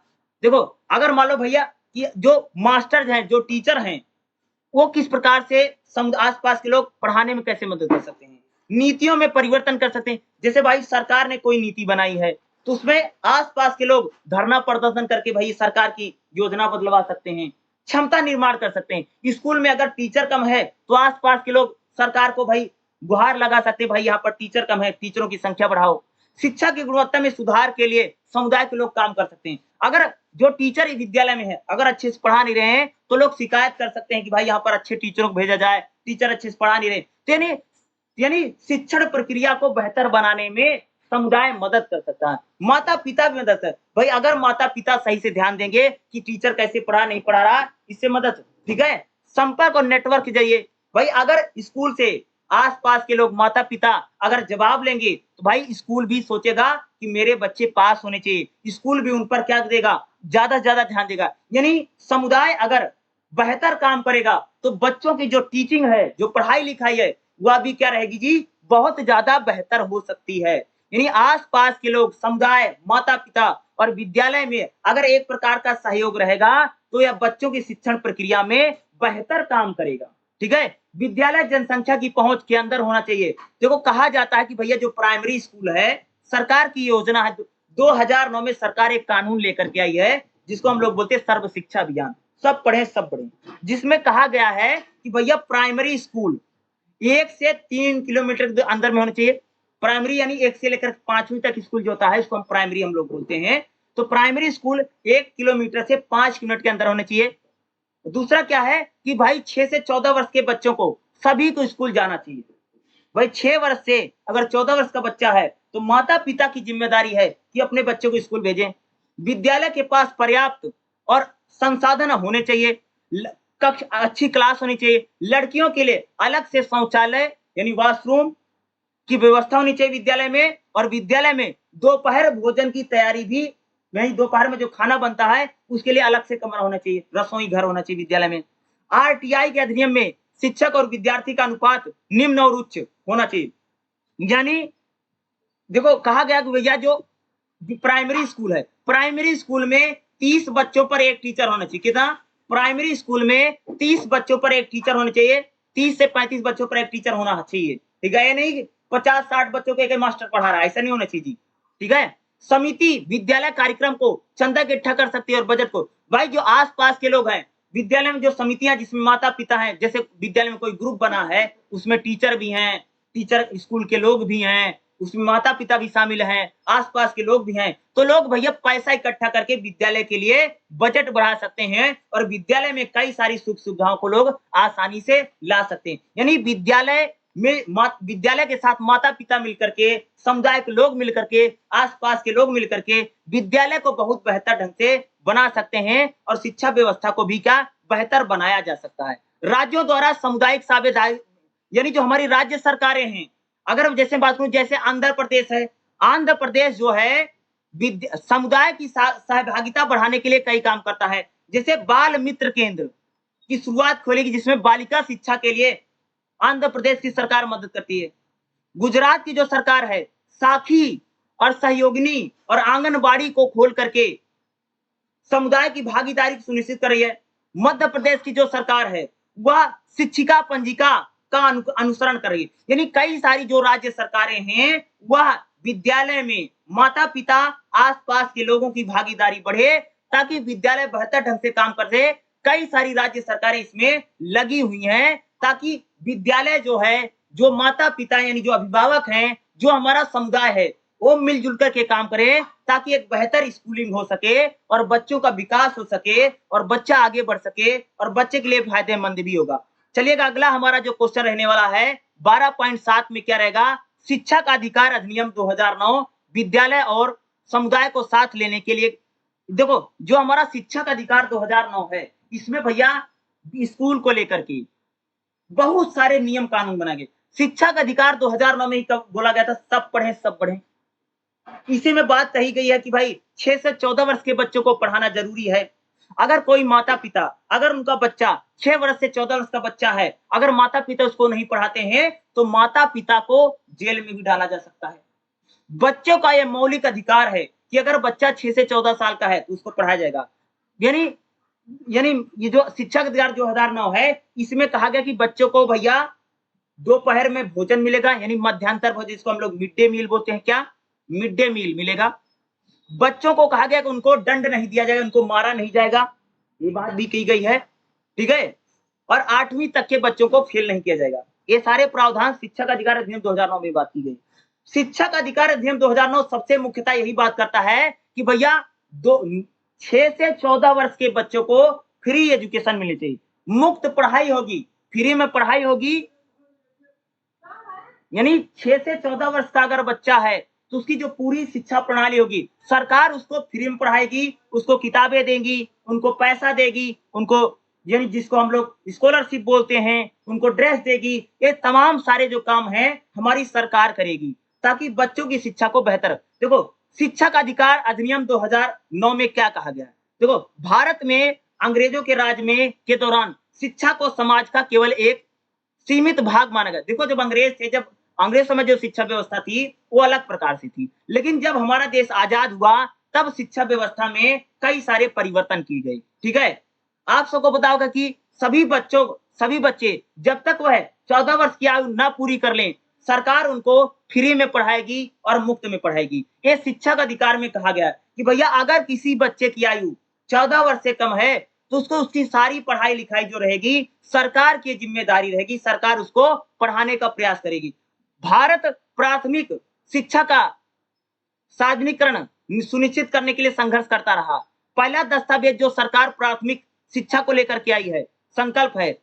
राष्ट्रीय शिक्षा नीति 1968 में कहा गया भैया कि मौलिक अधिकार है, यानी शिक्षा हमारा क्या एक प्रकार का अधिकार है, ठीक है। और बच्चों को मुक्त तथा अनिवार्य शिक्षा अधिनियम 2009 अप्रैल 2010 में, अगस्त में 2009 में महीने में भारतीय संसद द्वारा पारित किया गया था, जिसमें कहा गया कि अनुच्छेद 68 में 2009 में संशोधन किया गया कि भैया 6 वर्ष से लेकर के 14 वर्ष को मुफ्त और अनिवार्य शिक्षा मिलेगी। सबको पढ़ाया भैया, सबको पढ़ाया लिखाया जाएगा।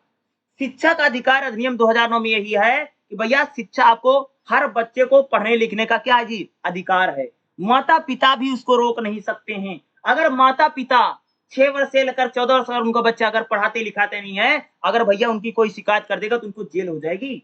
ये कानून है, नियम है। प्रत्येक विद्यालय के लिए विद्यालय प्रबंधन समिति बनाई जाएगी, जिसमें 9 से 21 बनाए जाएंगे, महत्वपूर्ण है। भाग 22 में कहा गया विद्यालय विकास योजना के लिए तमाम तरह के काम करेगा। देखो, विद्यालय प्रबंधन समिति एक शब्द आता, क्या था जी? विद्यालय प्रबंधन समिति, जिसमें विद्यालय में कमेटी बनेगी, ग्रुप बनेगा, जिसमें माता पिता भी होंगे और विद्यालय के लोग भी होंगे, और विद्यालय के विकास के लिए लोग क्या करेंगे? काम करेंगे। ये शिक्षा का अधिकार अधिनियम 2009 में इस बात को कहा गया है। विद्यालय प्रबंधन समिति एमएमसी, ये कई बार देखो इस पेपर में ना 20 नंबर की जगह 8-8 नंबर के क्वेश्चन बहुत आते हैं, या 10-10 नंबर के क्वेश्चन बहुत पूछे जाते हैं इस एग्जाम में। याद रखिएगा, इस एग्जाम में 10-10 नंबर का छोटे छोटे क्वेश्चन बहुत पूछे जाते हैं, ठीक है। जैसे एग्जाम में पिछली बार एग्जाम में आ गया था विद्यालय प्रबंधन समिति क्या है। देखो शिक्षक अधिकार अधिनियम 2009 में कहा गया है कि स्कूल में एक समिति बनेगी। समिति मतलब समझते, ग्रुप बनेगा। समिति मतलब आयोग, 4, 10, 12 लोगों का जो ग्रुप होता है, जो लोग काम करते हैं, मिलजुल कर काम करते हैं, उसी को हम समिति बोलते हैं। तो शिक्षक अधिकार अधिनियम 2009 में कहा गया है कि भैया 2009 में कहा गया था कि स्कूल में विद्यालय प्रबंधन समिति MSC इसको कहा जाता, बनाया जाएगा, ठीक है, जिसमें शिक्षक और अभिभावक शामिल होंगे। यानी विद्यालय जो प्रबंधन समिति है उसमें टीचर शामिल होगा और टीचरों के जो बच्चों के माता पिता होंगे उनको शामिल किया जाएगा, ठीक है। ठीक है, SMC द्वारा सकारात्मक निरंतरता की गतिशीलता को बदलेगी तथा केंद्रीय स्तर पर काम करेगी, ठीक है। RTI अधिनियम 2009 के अनुसार प्रत्येक विद्यालय चाहे सरकारी हो, चाहे सहायता प्राप्त हो या प्राइवेट हो, विद्यालय प्रबंधन समिति का निर्माण आपको करना पड़ेगा। भाई स्कूल चाहे सरकारी हो चाहे प्राइवेट स्कूल हो, तो विद्यालय प्रबंधन समिति आपको बनानी पड़ेगी। आपके स्कूल में एक ग्रुप बनाना पड़ेगा जिसमें माता पिता भी होंगे, बच्चे भी होंगे, ताकि वह स्कूल के विकास के लिए काम कर सकें, ठीक है। ये रहेगा। विद्यालय प्रबंधन समिति की रचना क्या है, कैसे रहेगा, ठीक है। विद्यालय प्रबंधन समिति जो है इसमें 12 से 16 लोगों की संख्या होगी। विद्यालय जो प्रबंधन समिति है इसमें कम से कम 12 से 16 लोग होंगे, जिसमें टीचर होंगे और माता पिता होंगे। 75% यानी 3/4 सदस्य विद्यालय में पढ़ रहे बच्चों के अभिभावक होंगे। यानी उसमें जो माता पिता होंगे ये भी है कि उनके बच्चे उस स्कूल में पढ़ रहे हो। कम से कम जैसे मान लो कि भाई 10 माता पिता शामिल किए गए हैं, ठीक है, समिति में, तो कम से कम 6-7 बच्चों के जो माता पिता हैं कम से कम उनके बच्चे स्कूल में पढ़ते हों, ठीक है। 25% यानी 1/4 विद्यालय के टीचर होंगे। जैसे मान लो कि अगर 20 लोगों का ग्रुप है, क्या है, 20 लोग उस ग्रुप में हैं विद्यालय प्रबंधन समिति में, तो 5 टीचर होंगे और 15 बच्चों के माता पिता होंगे, ठीक है। महिलाओं का 50% होना जरूरी है। विद्यालय जो प्रबंधन समिति उसमें 50% महिला होगी।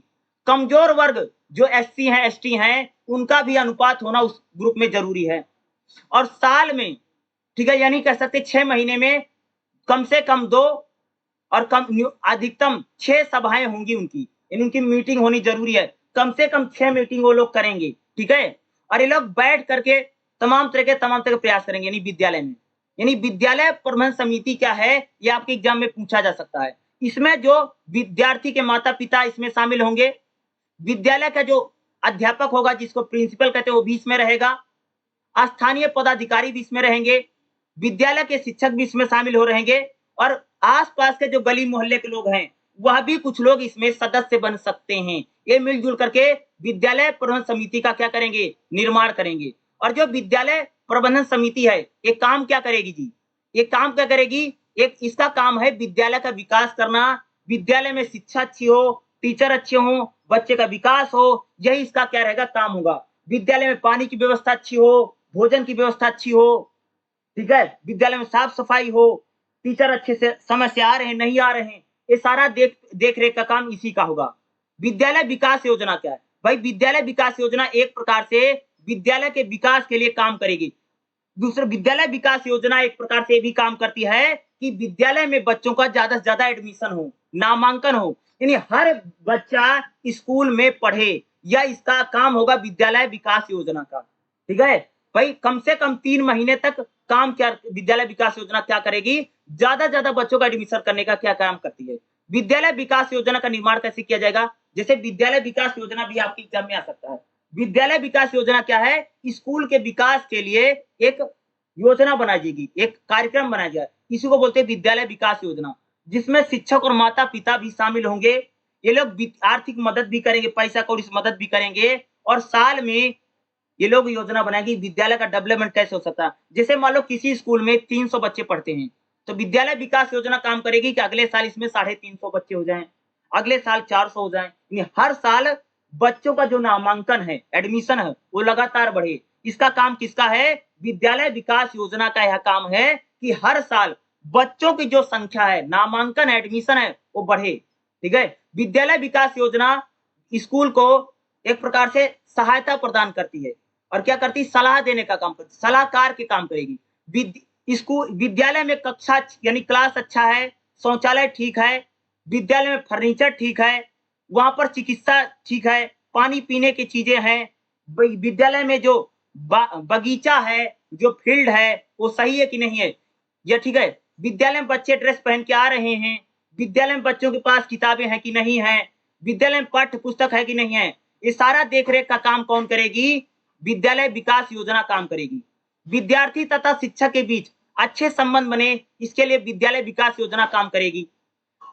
ठीक है, कभी भी एडमिशन लिए गए बच्चे स्कूल ना छोड़े, इसके लिए काम कौन करेगा, विद्यालय। भैया जिस बच्चे का एडमिशन हो जाएगा वह बच्चा कम से कम पढ़ेगा और लगातार पढ़ेगा जब तक जहां तक वो स्कूल है, ताकि बच्चे का नाम ना कटे, इसलिए विद्यालय विकास योजना काम करेगी ताकि हर बच्चा पढ़ सके। विद्यालय विकास योजना का कार्य और क्रियान्वयन प्राथमिकता देना, यानी ये क्या करेगी, मदद करेगी स्कूल को, क्या करेगी, मदद करती है। तो विद्यालय विकास योजना और विद्यालय प्रबंधन समिति ये आपके लिए इंपॉर्टेंट हो सकता है। इसी के साथ हमारा जो 12वां चैप्टर है समाप्त हो गया है। अगला जो चैप्टर है वो भी मैं आप सबको बहुत जल्द पढ़ा दूंगा। आगे वीडियो आप लोग जरूर देखेगा और खास तौर से एजुकेशन का जो सब्जेक्ट है ये मैं आपको ब्लॉक वाइज पढ़ा रहा हूँ। हर वीडियो में आपको 4-4, 5-5 चैप्टर पढ़ाऊंगा। जो मैं पढ़ा रहा हूँ उसको ध्यान से सुनिएगा और आपको 100% काम आएगा और आपका एग्जाम आसानी से पास हो जाएगा। ठीक है, आपको एजुकेशन की जो क्लास है वो आपको लगातार मिलती रहेगी। कोई अगर आपका सवाल है तो आप मेरे से कमेंट करके पूछ सकते हैं, मैं आपको रिप्लाई करके बता दूंगा।